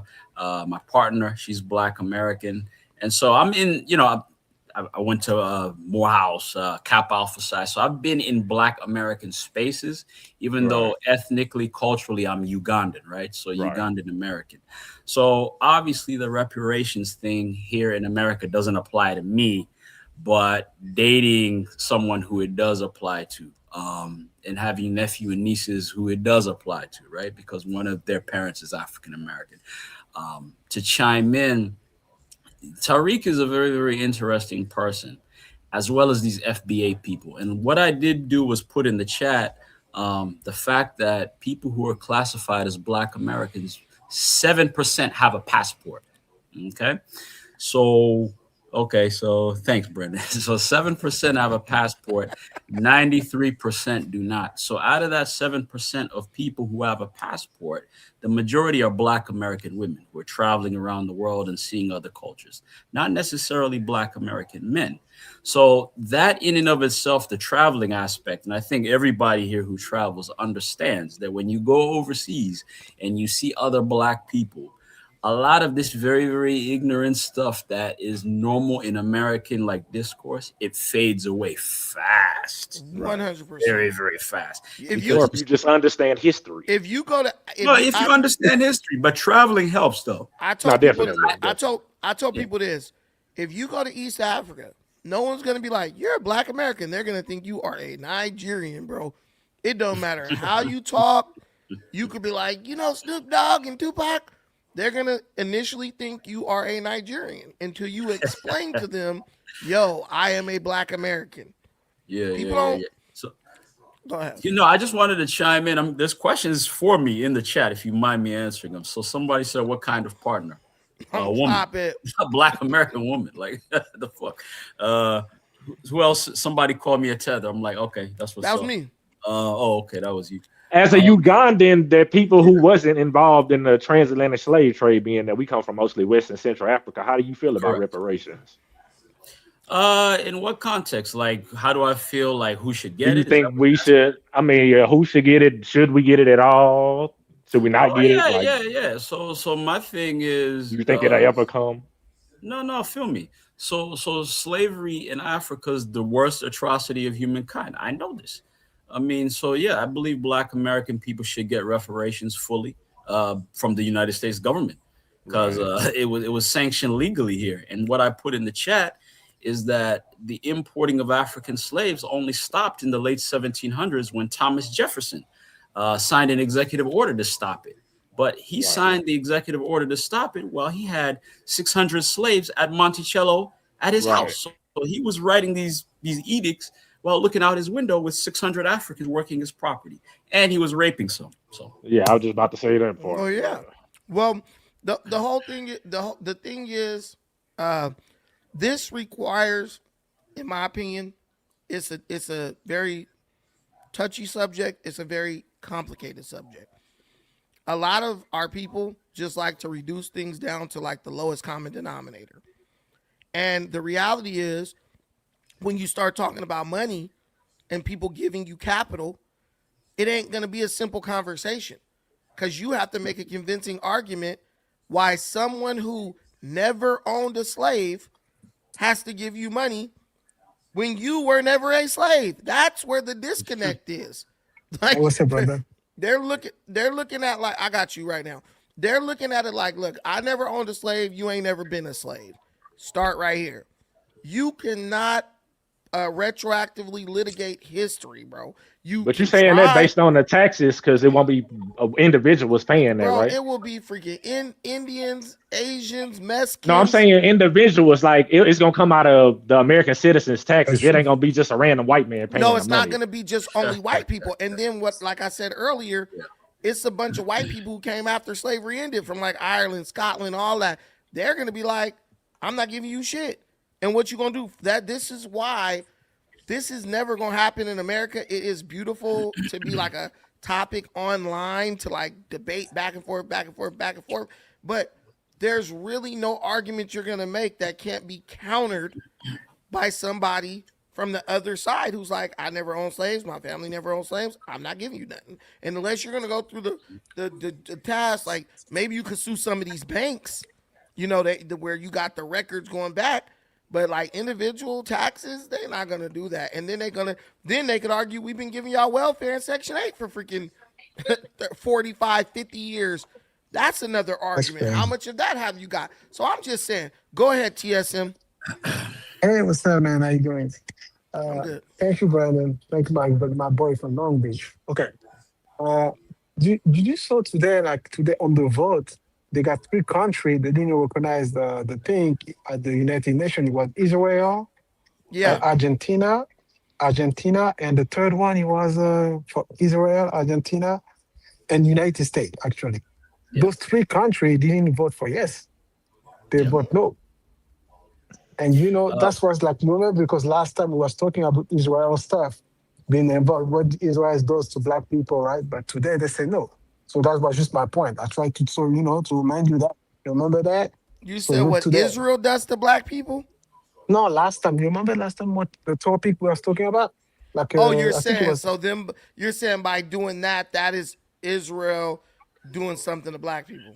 Yeah, why is they say no to that? I mean, why would you agree to something when your ally, the United States, is not agreeing to it? Okay, makes sense. But it's sad, you know, because I believe like Israel should be a stand for, you know, maybe black people because like they suffered for, you know, human genocide then too. So, you know, but thank you for just having my voice in this channel and like tell me your point of view. With me, it's like this, bro. What we have to understand is, you know, the U.S. is made up of a lot of different groups. Mm-hmm. So I don't know if it's maybe they don't want to try to make one group's suffering more valid than the next group. You got to consider all that stuff because everybody feels like what they suffered is the worst. You got Jewish people who feel like the Holocaust is the worst. You got Cambodian people who feel like the killing fields in the Khmer Rouge was the worst thing ever. You got people who came out of Darfur living here who feel like that was the worst. You got Muslim people who feel like genocide among Muslims is the worst. You don't want to get into the muddy water of trying to say one person's suffering is more valid than the other person's suffering. So I understand why the United States didn't do that. It's like, guys, whether you like it or not, you live in a country that is a melting pot of many different groups. So you got to kind of understand that. But go ahead, Amos. No, Brandon, you're actually making a good point. And this is one of those rare times where I'm actually agreeing with everything you're saying as you're talking, right? But, you know, you just got to factor in history. And somebody also who was on the panel earlier mentioned history. When you look at the reparations argument in the United States specifically, family, look at history. African people did not become citizens legally in the United States, no matter how long your family was here, until 1866. The Constitution, the 14th Amendment said the descendants of American slavery, you're now citizens, right? The Dred Scott decision came out in the late 1800s, and the Dred Scott decision stated that a black human being in America has no rights that a white person has to respect, which was kind of like an addendum to the 3/5 of a human being thing. You know what I mean? So, and again, unamended, 3/5 of a human being in the Constitution. The Dred Scott decision, a black person has no rights that a white person has to respect. And that has extended to now, 2026. Both of those things are still on the books. Okay. That's why America sees you the way that it sees you. This is basic history, fam. So like somebody mentioned the California legislation, the reparations talks, which were very, very hilarious. People in California talking to the California State Assembly about trying to get reparations, and it became a circus show. Well, remember Gavin Newsom stepped in days later and said, there will be no cash payment for reparations. Right. President Joe Biden said the exact same thing when he was president. Right. And the reason why is because of these things on the books. The Dred Scott thing, you're not a person fully like a white person, as well as the 3/5 of a human being. This is in history. This is why the legal system can abuse you, treat you subhuman. You understand? Same crime as you and a white person, you get the harsher sentence. It's all on the books. It's all on the books. I don't know if I could. I don't know if I could agree. I don't know if I could co-sign that, but no, you don't have to. You didn't grow up. You didn't grow up where I grew up, where I saw killers walking free, talking about they got off on a technicality and shit. So, that's because they snitched. When you see stuff like that, they snitched on somebody. Right, but what I'm saying is they turned state. They're now informants. They now didn't work let for the some government. Black dudes out on some bull crap too. So everybody gets out. There's loopholes in everything. But the reason why, like Gavin Newsom, this is what I'm saying. It's a problem when the United States government says it, but when the people who Black people like say it, they just accept it. Because even though Joe Biden was like, "You never getting reparations," Black people still went and voted for Joe Biden at 90%. Because he's Uncle Joe. But remember? And then Black Kamala said Joe. before that, when she was running against Joe, will I do anything specifically for Black people? No. Black people that was wild. They went and voted for her at 85%. And that's an AKA from Howard University. So what you're doing, your actions betray you. They betray your words. Because you say reparations is so important to you. But then you go support people who look you square in your face and say, "You nigga, you ain't never getting reparations from me." And you go and you don't just support them. You support them in a landslide. You go like 90% support. So I think when white folks look at the situation, they say emotionally, they want reparations. Online, they want reparations, right? But realistically, politically, they don't really care about reparations. Because if they did, why would they support any candidate who look in their face and tell them they're not going to get reparations? Go real quick. But I think it's a difference between the FBA people that's talking about reparations constantly and the Democrat people that vote for Kamala. I think that's a different group of people. There's no difference, no, it's the bro. same, There's no difference. People, what are you talking bro. Bro, you can't get 90% of a voting block and people. not include them. No, 90% of Black people that vote for Democrats, but you didn't vote for Kamala, Brandon. Neither did I. I voted for Trump. I voted for Trump. 90% of Black people in America voted for Amos, who did you vote? Did you vote for Kamala? I didn't vote in the last election. So that's 3 of us right here that didn't vote for her, bro. No, but that's 3. But bro, trust me, go on. We could go on TikTok right now. You'll see groups with 15,000 Black people in it, and they all support Democrats no matter what. No, you're not understanding what I'm saying. Those Black people are different from the FBA Black people. I understand what you're saying, but if you go in those groups, them niggas will be calling themselves FBA in the comments. Like listen, I am a Black conservative. Voted for Kamala. I am a Black conservative. I have literally been attacked by every group, and I'm telling you, those humongous groups and Black groups, they will claim FBA ADOS and be right in there voting Democrat, bro. They'll be shouting you down for supporting Trump. So yeah, it's not something that's mutually exclusive. Go ahead, Amos. No, so there's this comment right here. It says, outside of the United States, people identify with nationality and culture, not skin color. That's correct, because outside of the United States, these people belong to different countries. So a Black Jamaican can call himself a Jamaican. A Black American is still an American. Yeah, Brandon. No, it makes sense. That's bro. what you are nationally, and that's what I feel like. I don't want to believe. I don't. Go ahead, TSM. TSM, do me a favor. When you're not talking, mute your microphone. You have speakers going on in the back. You know you're doing security. I got you. Like you said earlier, you're right. I think like FBA, Tariq Nasheed is an agent. And like you said earlier, like if FBA want a reparation, they should link with a lawyer, and that lawyer should link with an African country to get a reparation, but they never do that. So like you said, you're right. There's just like fucking agent organized by white supremacy to just like drop the ball from the reparation. That's what I believe, you know? Listen, you're right about it. Black people have a very complicated sense of morals. I'll give you an example. So I just said that I supported Trump, right? Now, the Epstein files hadn't even come out when Trump got elected last time. This person, LeMace, whatever, says Epstein Trump, you conservative black don't consider. Democrats are pushing black women to murder 1,100 black babies a day. Wow. No, listen, this is a fact. This is a fact. Go ahead. Democrats are pushing black people to murder 1,100 black children a day. You're telling me that Epstein files, where you claim to care about kids, this is what they say. I care about the kids, Epstein files. You're telling me that the Epstein files is going to make you vote for a party that literally pushes our women to kill 1,100 black babies a day. You're going to have to make a decision on that. Do I give a fuck? Brandon. Wait, do I care enough about the Epstein files to say, yeah, let me go vote for the group that's like 1,100 dead black babies a day? My daughter, who's 17, got to go in the bathroom with a man, potentially get raped. No, I feel you. I live in California. You make a good point, but I live in California. So what I'm telling you is black people have no morals. That is why everything moral is always arbitrary. Epstein, I don't give a fuck about Epstein. I don't know those kids in the Epstein files, never met them, don't even know one name. This is what I know. I can go to Planned Parenthood, it's full of black women. They're all in there to abort black babies.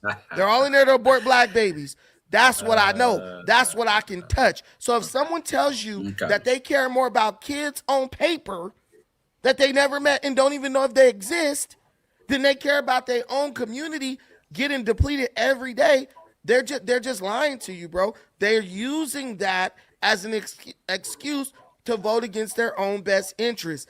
Okay. You might not like Republicans. You don't have to. But even a dog could know who is going to kick it and who's just going to walk past. Let's say Republicans, they just going to walk past. Democrats going to kick you in the nuts as they go by. Which one am I voting for? The one who's going to walk past me. I'm not going to say, oh, I'm going to vote for the one who's going to kick me in the nuts because the one who walked past me, he's a pedophile. Like, what the hell are you talking about? And also, give the proof. Like, come, let's line it up. Like, show me. Because if this is the case and you have proof, bro would be in jail. All these people would be in jail. So I'm not establishing my vote. I'm not voting for the death of black babies because some fool screams, the Epstein files. That would be ignorant of me to do that. Go ahead, Amy. It's true. All right. So Brandon, I just also want to say, first of all, I appreciate everybody on this panel for having an intelligent conversation.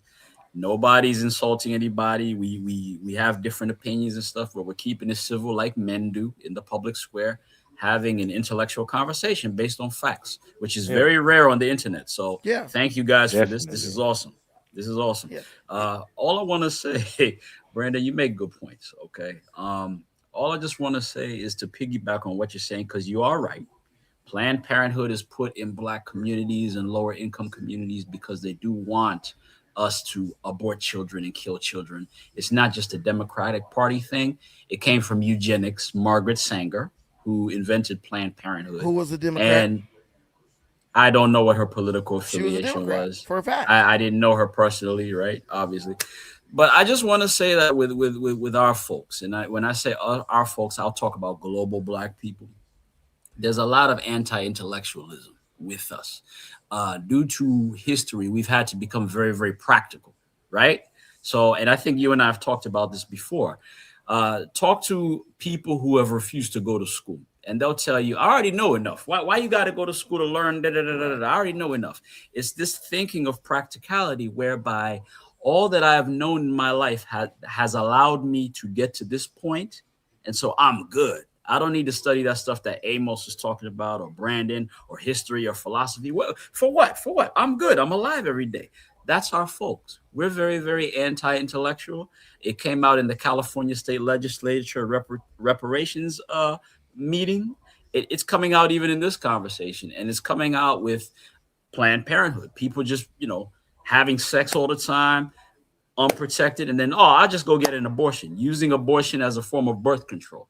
Very not knowing what multiple abortions do to your body if you keep having them. You know what I'm saying? Even though a woman's body, it is her choice. I believe she could do whatever the hell she wants to because she's a person who has her own brain. So a lot of anti-intellectualism is in our day-to-day behavior, fam.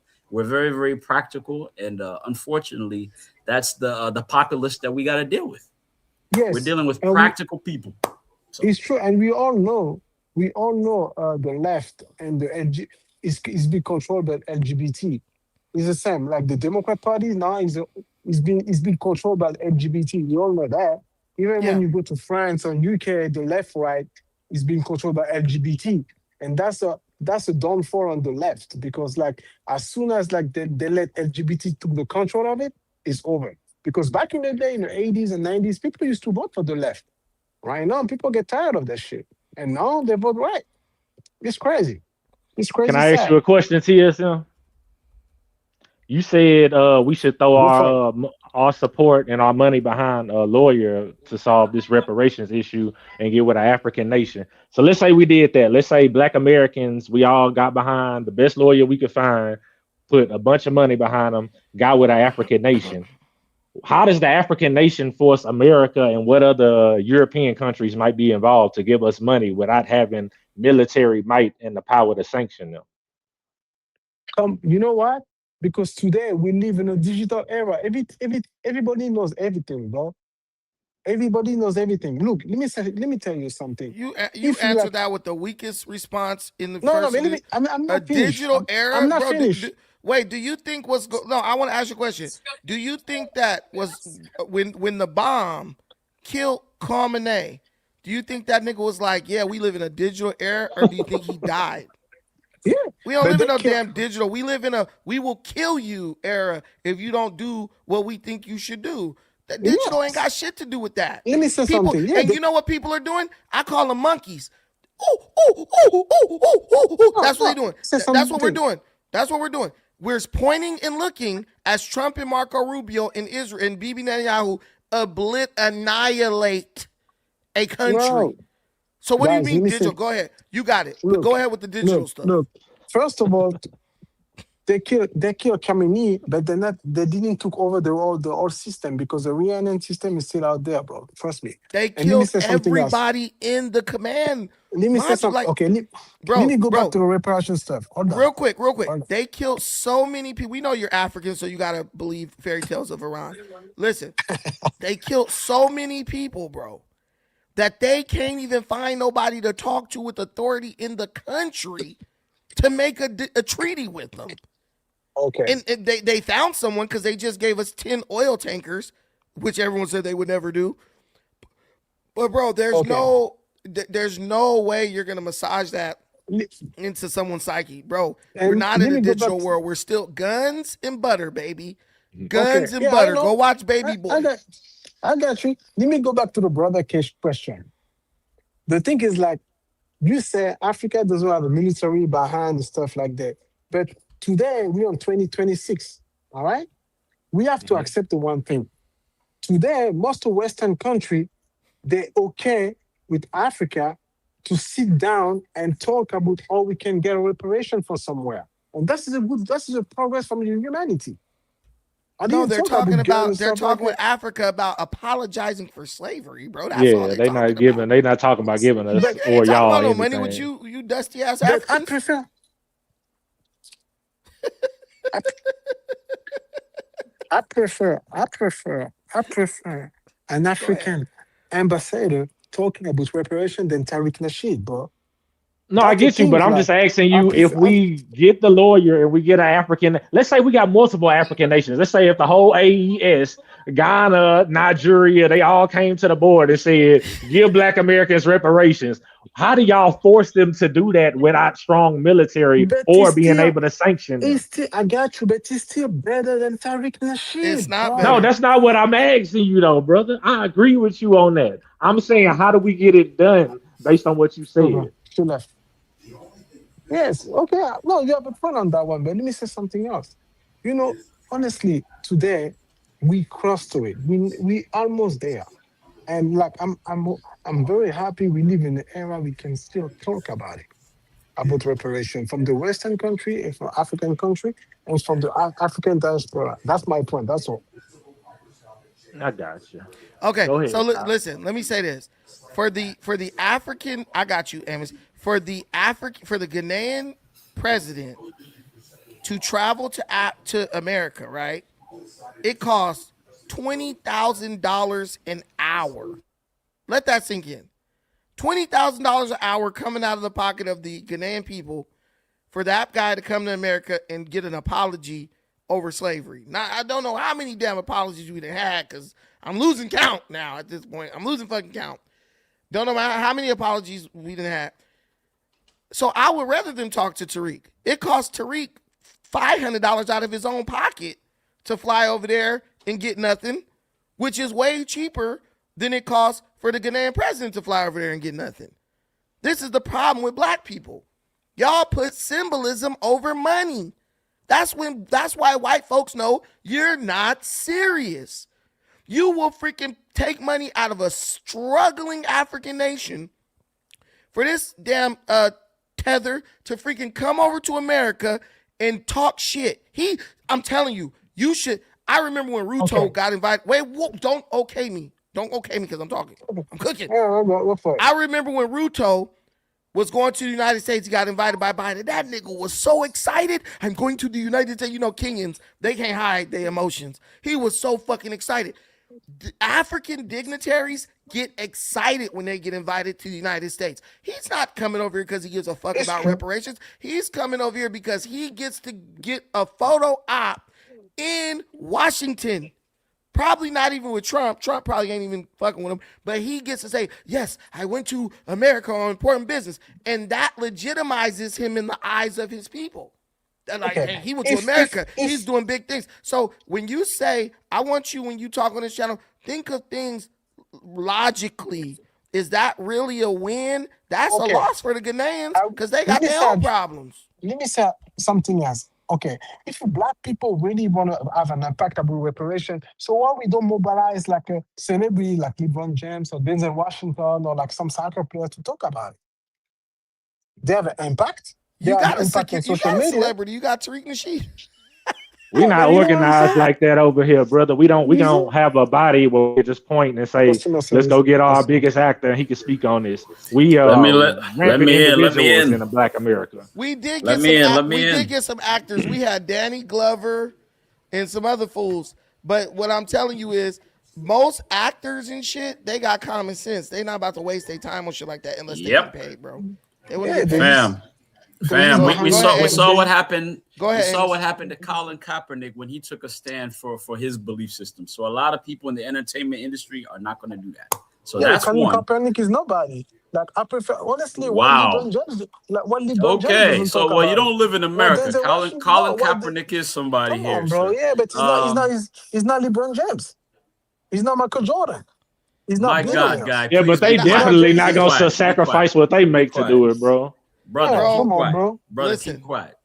Don't be on him.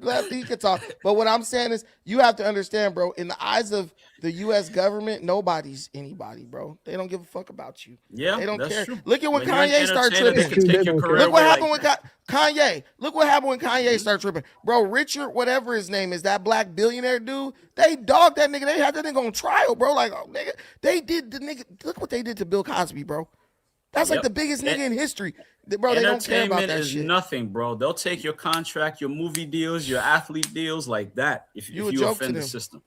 And that's why these entertainers don't do it. So I hope that answers your question, TSM. Don't do it. Another thing, Brandon, you said that the Ghanaian president came to DC. Now the UN is in New York, so he came to New York. Well, wherever the hell he went. You raise a very, very interesting point that African leaders do in fact come to America and are very, very enthralled to meet, to go to the White House and the state dinners and all that. Because remember, the United States foreign aid that goes to these countries, it's massive. So they're going to kiss that white ass for that money. Okay, that's African dignitaries come in here. Somebody made a very, very interesting comment in the chats talking about back in high school, people who identify as FBA, they weren't FBAs in high school.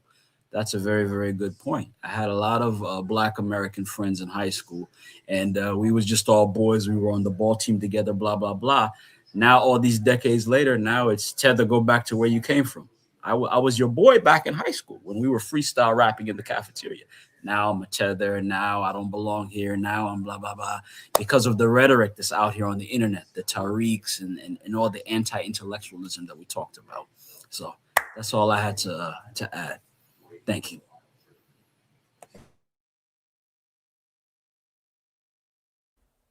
Sorry, guys, I was on a phone call, but I heard what you said, Amos. Listen, listen. Reparations is a beautiful thing. We're going pretty long, and I want this to be like, compact so everybody can listen to it. Let me get these super chats, and then everybody's going to go around and give their final thought. You got 1 minute to do that. Guys, I don't mind having these conversations if you guys support the stream. I really don't. And I know you guys like me talking about this stuff, but it got to the point where people were like criticizing me so much, you guys stopped supporting the channel. So if you guys want to talk about, fucking went from Pan-African to super Republican, bro. Listen, bro. I don't care about none of that. It was even when I was still doing the Pan-African stuff, bro. Y'all don't gotta support me. I'm not tripping. Love you, Brandon, but can't rock with the Trump stuff. I got Jewish donors. Screw you guys. I'm taking money from APAC. We know. I'm taking. No, I'm just kidding. I don't got no Jewish donors. No, you're great, Brandon. Side, bro. I wish I had some Jewish donors. Cannot rock with the Trump stuff. Man, I don't give a damn if you rock with it or not. Come back to the dark side. You want our money. We want our money, so you do shit over here. Hey, look, I use y'all money to put little African kids through school, man. So if y'all don't want to give it that, shit, that's on y'all, nigga. Hey, all my money go towards my projects in Africa. So when I get money from here, that's what it go to. But hey, their parents are pocketing the money. They ain't going to school, man. Nah, I know they going to school because I be pulling up on their ass. Surprise, nigga. No, for Africans, you got to pull up on them. Surprise. Pull up at the school and shit. I do stuff like that, bro. Like I pop up at the school. Dude, if you go to the school, the teachers, shit, you slide them a couple dollars, they'll tell you if the kid ain't coming to school. They'll hit you on WhatsApp. Oh, little Sabir, he ain't been to school in 3 weeks. Like, did you pay? And that's when you roll up on them because the kid hasn't been going to school. Nah, they'll tell you. The teachers will tell you. They be locked in because they know that's where the money coming from. But L.A. Thorn the Martian, I'm still waiting for them to display this same energy and effort for the Arab slave trade, which lasted longer and was more brutal than chattel. Hey, that's real.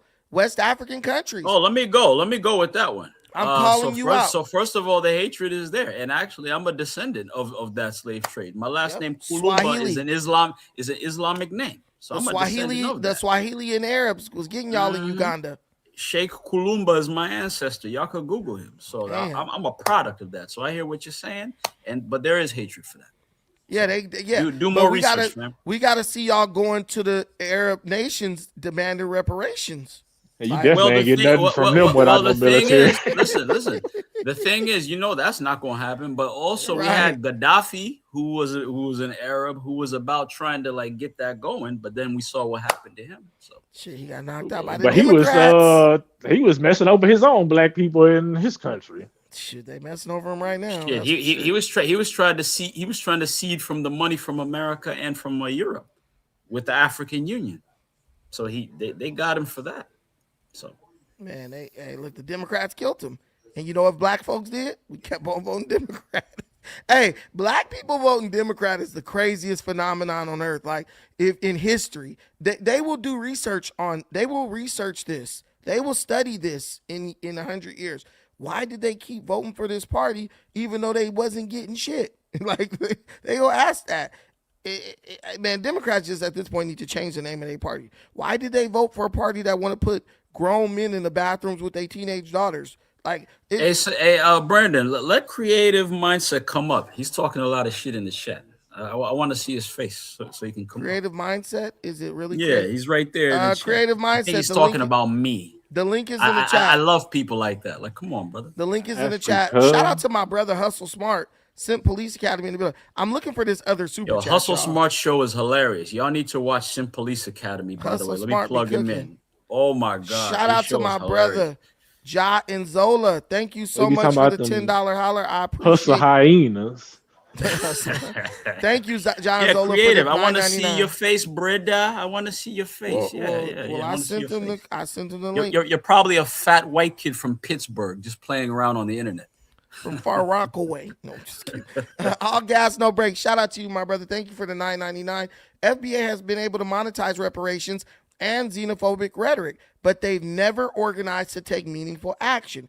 Tariq never intended to deliver anything beyond donations to his bank account. And now the new Tariq is that guy, Afro Elite, that light-skinned dude who talked like he didn't go to school. He is the new Tariq because, bro, hey, shout out to bro.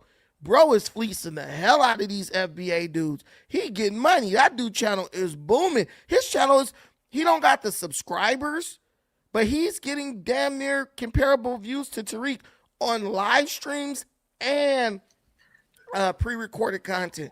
I was checking his channel out, bro, and bro know what to do. He keeps it right in the funnel of FBA. Oh, these people trying to come for FBA. Because he knows anti-intellectualism, not reading, believing everything grandma said, believing what the news said. He rubbing he rubbing the spot, bro. He's people like creative spot. mindset who won't cam up. Shout out to Sucker Season LA in the building. I'm rocking that Sucker Season hat right now. Hey, if y'all ain't been on Sucker Season LA.com, this is one of the freshest hats ever. I get so many compliments on this hat, bro. Like, out of every hat I've ever had, I've gotten the most compliments on this hat. And this thing is like, I don't know if this is velvet, suede, or what, but this is so smooth, stays so clean. Like, I wear this hat all the time, and it still always looks like it's new. So go over to Sucker Season LA and copy one of these suckers hat. And you know, I promise, this is a hat you will get. You go into an event, buy this hat, you will get compliments, bro. You will get compliments. Buy 10 of them, and I promise you will sell out. So go over there to Sucker Season LA. Is it a .com? Put the link in the if you in there, Sucker Season, put the link in the chat. But yeah, so he said, I don't talk to Africa, Nipsey Hussle, Black Sam, I guess. I don't know what that means. Pull up the site, bro. I text you the link. You texted to me. Let me pull up the site. Yeah, guys, the Sucker Season merch is amazing. Black on. Brandon, why are you trying to sell your merch? This is not my merch though. This is no, it's not. No, it's not. I'm telling you, we need more of that. We need to be trying to spread more black businesses than all this FBA. Listen, I'm a big dude. Okay, so let me tell you. I'm gonna tell you the truth. The thing that makes me love this place. So the thing that makes me love this place, their merch, is okay. I'm a big dude, so I don't really got a neck, right? My neck is like non-existent. Yeah, we noticed many years ago you don't have a neck. Right. So I don't like shirts where when I put them on, the collar fold down and it just be looking nasty. It be looking nasty, bro. So like, the thing is, when I rock the Sucker Season merch, the shirts and stuff, the quality, the neck is like double reinforced. The shirts are like high quality. I could wear them like more than once. I love wearing my clothes over and over again. I know it's people who don't like wearing stuff over and over. I'm not one of those people by any means. I love wearing my stuff over and over, and it's just like you could keep rocking it. And it's high quality stuff. The materials are good. Everything is good with it. So if I find, listen, somebody asked me, like, I used to wear these like V-necks, these black V-necks. They were Gildan V-necks. I bought them on Amazon. You get 10 for like $30 or something. Somebody was like, man, where'd you get those V-necks? I sent them the link to the V-necks. This is where I get them. So I am not a person who is shy about sharing clothing hookups because I know how it is. The clothes nowadays are so cheap and garbage. You don't even want to buy them because they're no good after a couple of wears and after a couple washes. Brandon, yo, you should go on TariqElite.com and get his new sunglasses. Tariq has sunglasses now? You can wear that sucker hat in LA without nobody tripping. Who? That one you got on. Hell yeah. I'll be wearing this everyone compliments this hat, bro. No matter where you are, they compliment this hat. They love this hat. White boys, black dudes, whatever. Like, they love it. Because they'll be like, oh, I thought it said Snickers, but it says Suckers. Yeah, it does. Hard. It has the logo. So the Snickers logo calls the attention to it. Right. And so once you get people's attention, it's like, once you get their attention, they like, oh, because that's what people want. People want stuff that's gonna grab attention. That's basically the whole name of the game. So they love it. But people always tell me like, where'd you get that? And I'd be like, Sucker Season LA. But there's the link. The link is in the chat, and this is the website. You know, it's a legitimate company. So there you go. Go check them out. They've been around for years too, 5 years or so, or maybe a little bit more than that. Probably 10, almost 10. But their quality is unmatched, man. But I got the shirts. I got the hat. I'm about to get me some more stuff from over there for the summer. But so Brandon, not even to switch off, because I know you said last points, but can I just say something to the chat? Because this comes from a comment that I heard earlier. And some people might not get this, but like in African cultures, right? If your parents are African or you come from African lineage, no matter where in the world you are born, you are considered African. You know what I'm saying? That's ethnically. Ethnically, that's a long folklore. I remember getting into an argument with some guy, and he was like, "Oh, Idris Elba's not African," and I'm just like, Idris Elba. First of all, the name Idris is an African name. It's short for Idrissa, which is West African. Elba is an African last name. It's Senegal and Ghana. He was born in England, yes, but he himself calls himself an African. Like that's our cultures that we come from. So even if you were born in America and your parents are African or grandparents, you get what I'm saying. You know what I mean? Like end this shit of, oh, I was born in Cleveland, so I'm a Clevelander. You have to pretend, like, come on, man. Like you literally have to try to be that ignorant, bro. It takes effort to be that people ignorant. Are natural. So many people that talk are naturally like that. We have some in the chat right here. Man, why do you pay attention to the chat, dude? It's part of the show. It's part of the show. I get it. It's part of the show. Y'all, when we do pay attention to y'all. But, bro, you listen.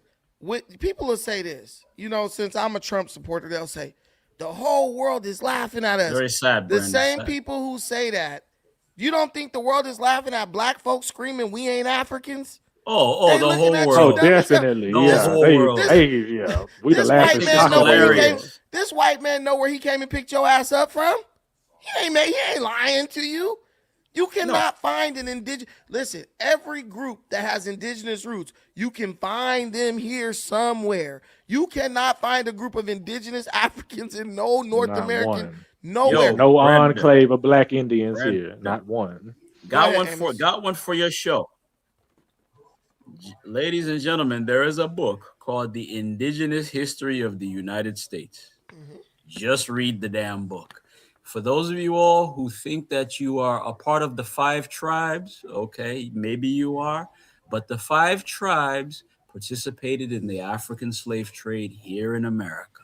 And the way that they met the slaves were the runaway slaves that went to the swamps. They met the Native Americans. There was intersexing and all that. And boom, you were sold back into slavery. The Navajo, the Cherokee, the Sioux, the Creek. And then there's one that I'm missing. I think it's Blackfoot. They participated and, they sided with the Confederates. And participated in the slave trade here in America. So when you're black and you talk about you're Native American and you're part of the tribe, you might be, but you are the result of rape.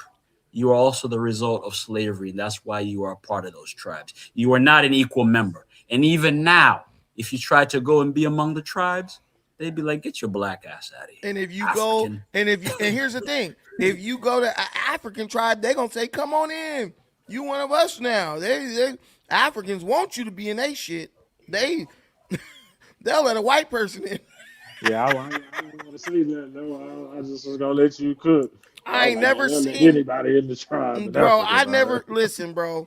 When I found out my roots, my foolish shit, I start getting hit up on every social media. Dudes from Guinea-Bissau, come to Guinea. You're my brother.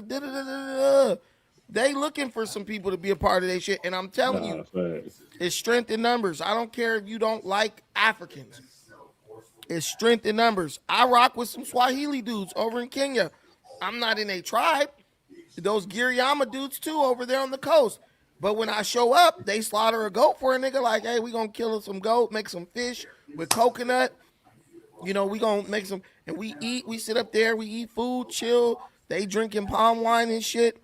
We go up to my land, check it out, because that's where my land is in their area, and it's all good, bro. Like, I mean, but it's better. It's better to just, because I know if I ever had to go somewhere like I got destitute or homeless here, I could go out there and live on my land, and I know I'm not gonna starve, bro. I know I'm gonna be good. Yeah. Because I got some people around me growing corn, and I got some seasonal rivers with some fish in it when the river's up.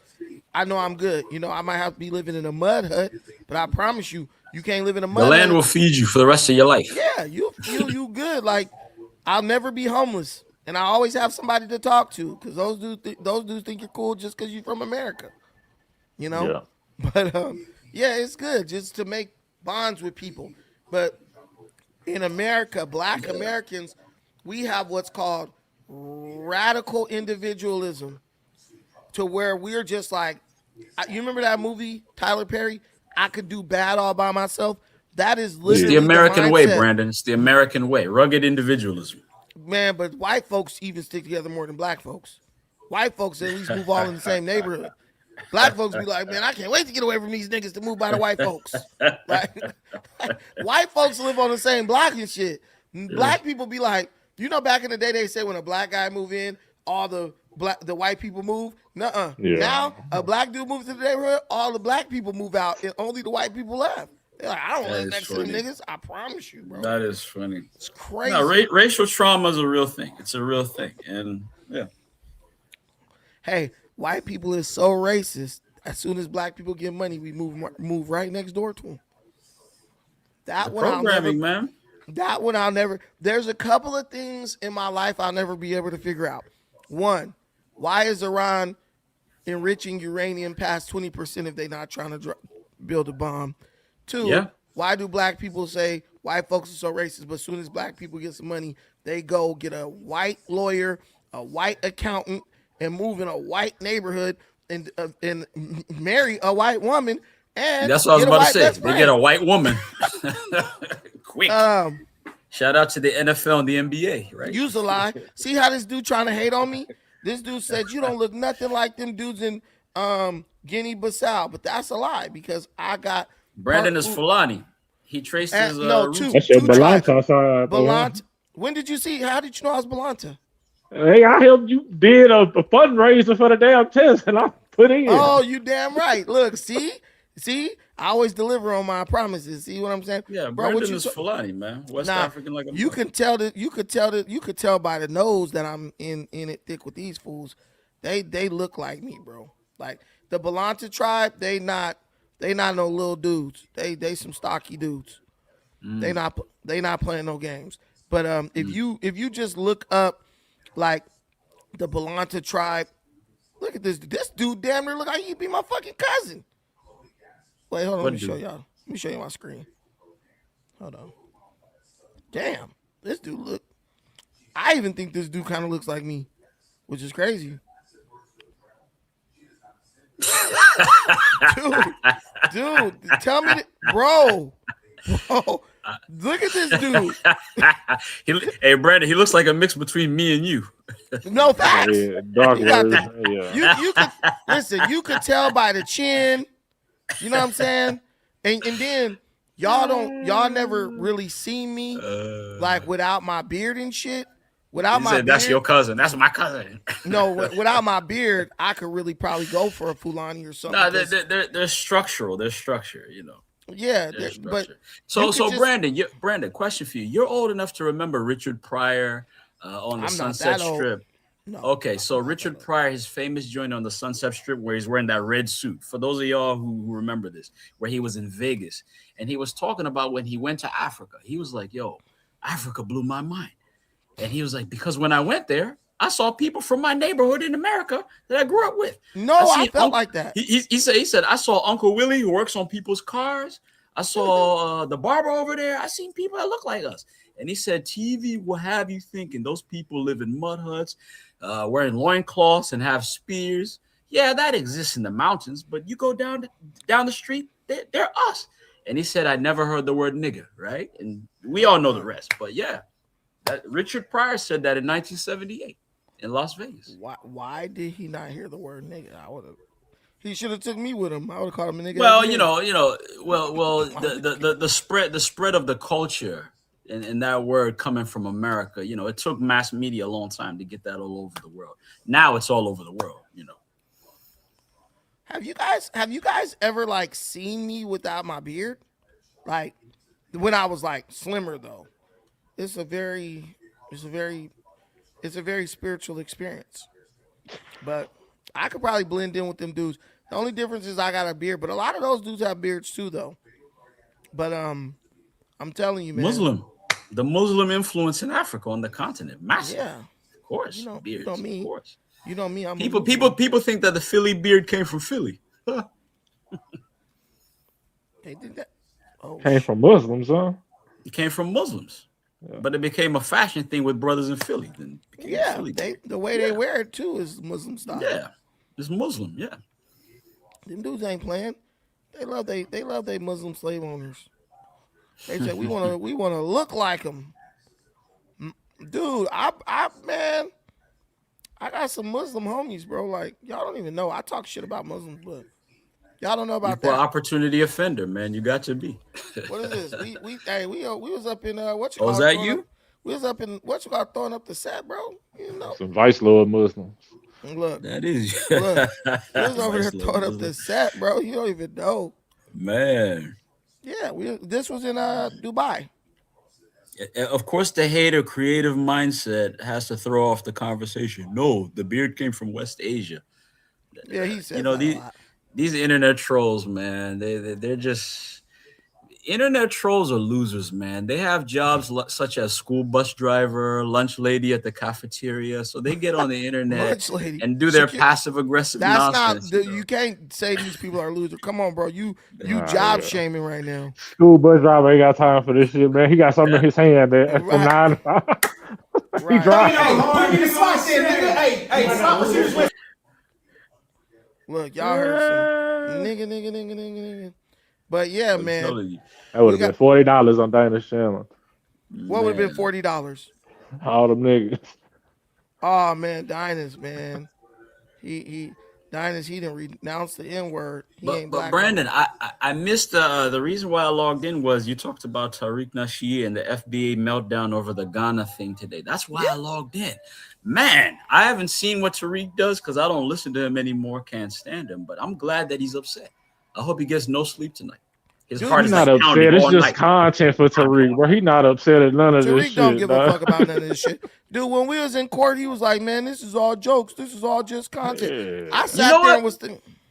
No, I wanted to ask you about that, Brandon, because you are actually one of the few real life people, apart from all of us, who knows how he is in real life because of the court situation, and you saw him face to face. He's gay and seeing the type of guy he really is, because I think that all of this internet stuff is machismo, and he's appealing to the lowest common denominator of intelligence, right?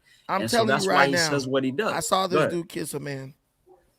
Nah, that's some wild shit right I'm there, not even lying. Look, I would risk getting sued. If I said that and I didn't see that, I would risk getting sued.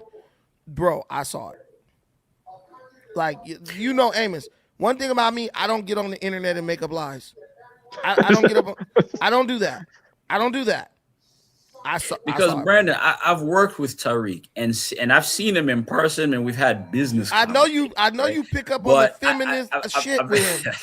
I know. Tell me you don't pick up on the little fruity shit he be doing.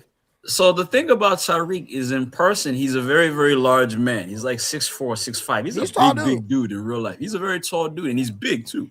Wow. But he also has kind of ways about him, his gestures, feminine energy, lips, bro. Always applying chapstick to his mouth and stuff. He's sassy as hell. And then what gets me is, after all this crap that he talks about African people, his right-hand man, his assistant, is a Nigerian dude named Ola, who's about 5'6", worships Tariq like he's his father, like looks up to him and, oh, daddy, yo. That's crazy. It's very, very weird. Yeah, you know, for those of y'all in the chat who know about Ola's a Nigerian. That's his assistant. Is he who still helps around him with everything. Is bro still around him?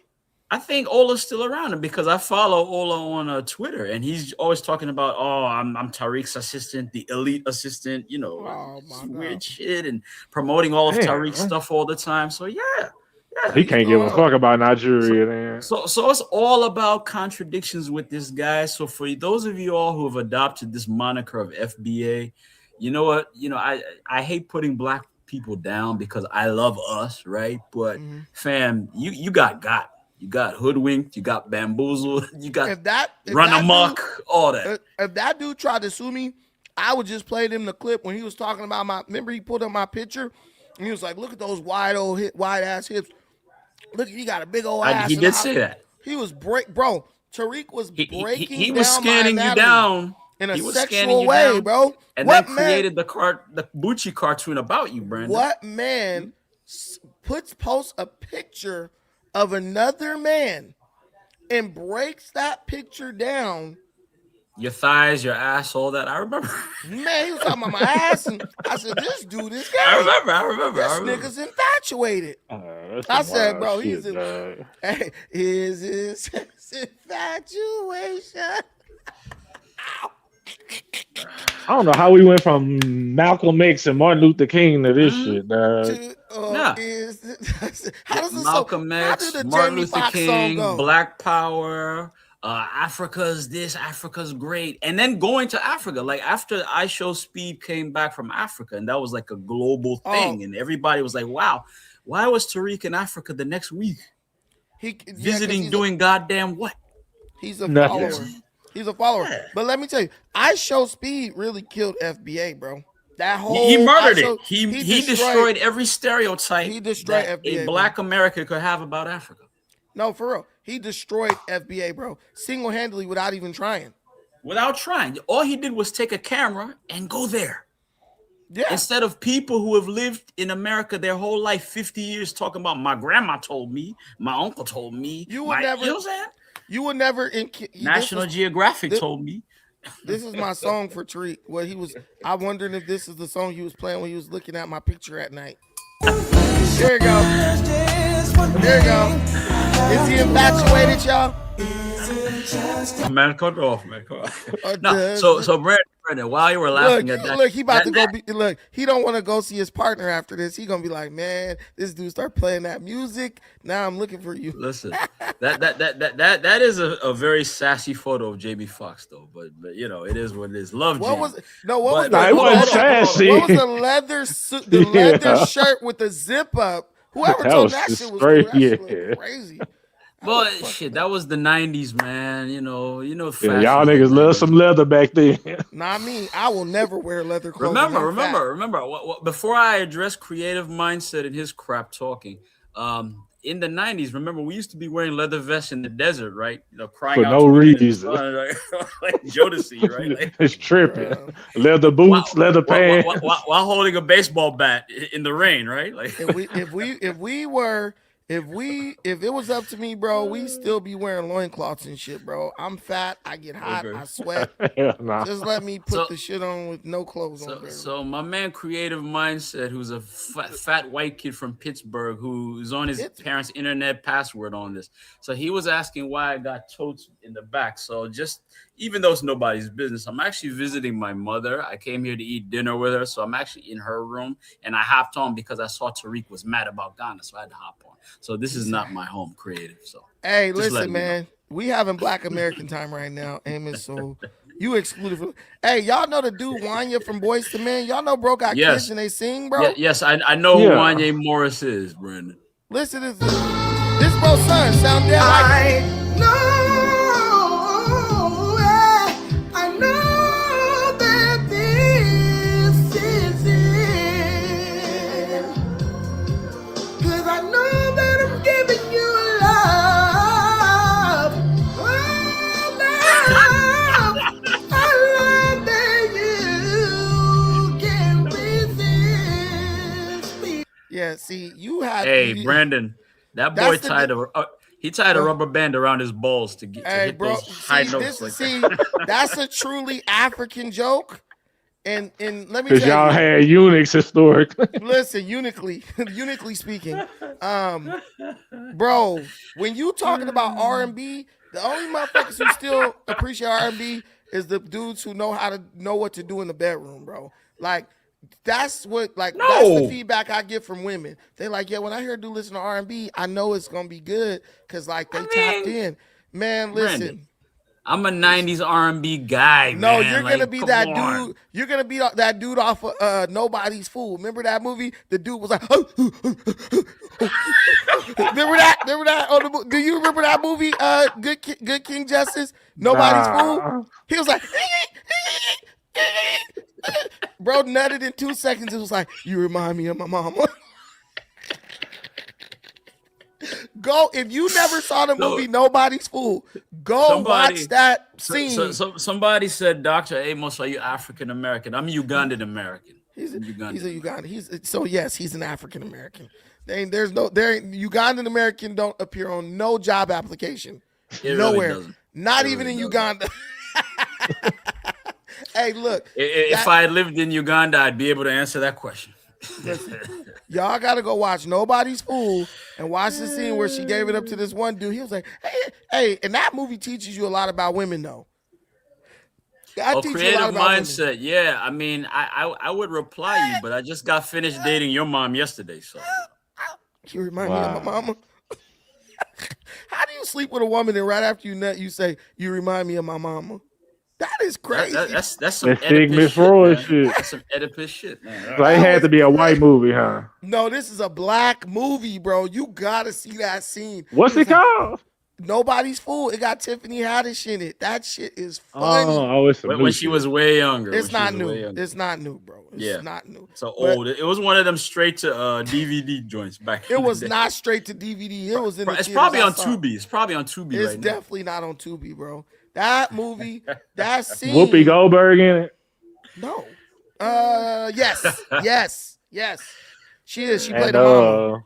And the old boy from Power. Yeah. He's Googling it. That's how he's pulling out actors. Look, if you watch that scene, you could just go to that scene. The movie's good too, but you could just go to that scene, bro. You will be crying, laughing, bro. This dude was doing African rituals before he hit it. He was like, the doctor said everything should be normal. He had some problems with his junk. He was like, the doctor said, thank goodness, I started doing these rituals or what. It was just funny, bro. It was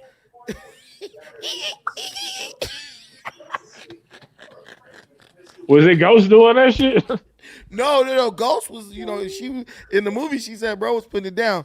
This is the dude. So know him as St. Clair, James Patrick St. Clair, or whatever the hell his name. That's why I'm saying that's why they're saying St. that's why Patrick, I'm saying that'll teach you a lot about women because she was fucking with bro and she was like in love, like, oh, he's so amazing. But then she kind of like, just because bro didn't have like a super flashy job, she went and gave it up to this dude just on a whim, like crazy shit. Like a dude who was like ghosting her and then he finally popped up on her and she gave that pussy up the same night to bro. But it was like, basically like, oh, it was a disappointment, so I should have stuck around. That's how women think, though. When women, a lot of women operate like that. They throw it out there just to see what happened. They'll definitely throw it on the roulette wheel. I ain't mad at them either. We're still waiting for creative. Because many a night I have been the recipient. Yeah, I ain't. Before you got married, right, Brandon? Before you got married?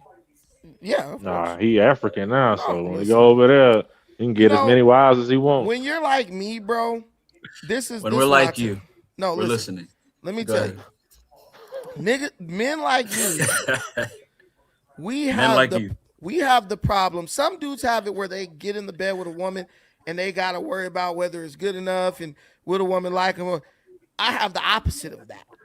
The bitch just get crazy and start going crazy and then you be having to like damn near threaten her so she'll stop bothering you. And that's why as a married man, that right there, when you're married, that will make you faithful. That will make you faithful. Because I can't just say like I've never had no times where I was like, there was a time when me and my wife split up for like almost a year. And I was in the field like I thought the relationship was over. So I was with no neck, with no neck, bro. No neck. Yep. No neck at all. So I thought the relationship was over. So I just was in the streets, just doing my thing. And then when we decided to work things out, it was very hard to get rid of those women, man. Like they was like messaging her and And then lying. Some of them was lying. But the good thing is, she knows I'm not the type of person who's gonna lie about something like that. I'm not gonna be like, I just admit to it, because I can't be lying about stuff like that. So she was like, I know you didn't do nothing because you would have told me. So yeah, but yeah, when women are so hard pressed for like good stuff, when they find it, they go a little bit crazy. They'll do a lot to keep some good meat. Hey, Brandon, you're preaching to the choir, nigga. No. Well, then you understand where I'm coming from. You understand where I'm coming from. Preaching to the choir, nigga. Listen, you understand where I'm coming from then. Because, and I'm not saying that to toot my own horn, because it does get annoying at a certain point. Like, sometimes you do be like, can I just be like one of these lame dudes? Like, she let me smack and it ain't no thing? Oh, you mean like creative mindset in the chat? Yeah, I know, man. Those are the problems he has, man. Those are the problems he has. Never had that before. That's being a lame, No, what I will tell you, I'm gonna tell you this, and this is for adult. I'll tell you this for brother adult Justin, consumption. he started with me. Listen, I'll tell you this. This is just for adult consumption. So if any kids are watching, take them away from the screen. Do not. I'm telling you, black men, do not let women ingest your semen, bro. That makes them, bro. Listen, listen. That's like the show has changed, sir. The show that's has some like changed. spiritual shit. You'll never get rid of that one. Are you believing the soul ties and all this shit? Bro, don't do it. Don't. He's talking about that ancient African belief system stuff. Like do it. I know y'all. Look. I know y'all like to get kinky. Do not do that. I'm telling you, she'll show up at your damn job. She will show up at your job.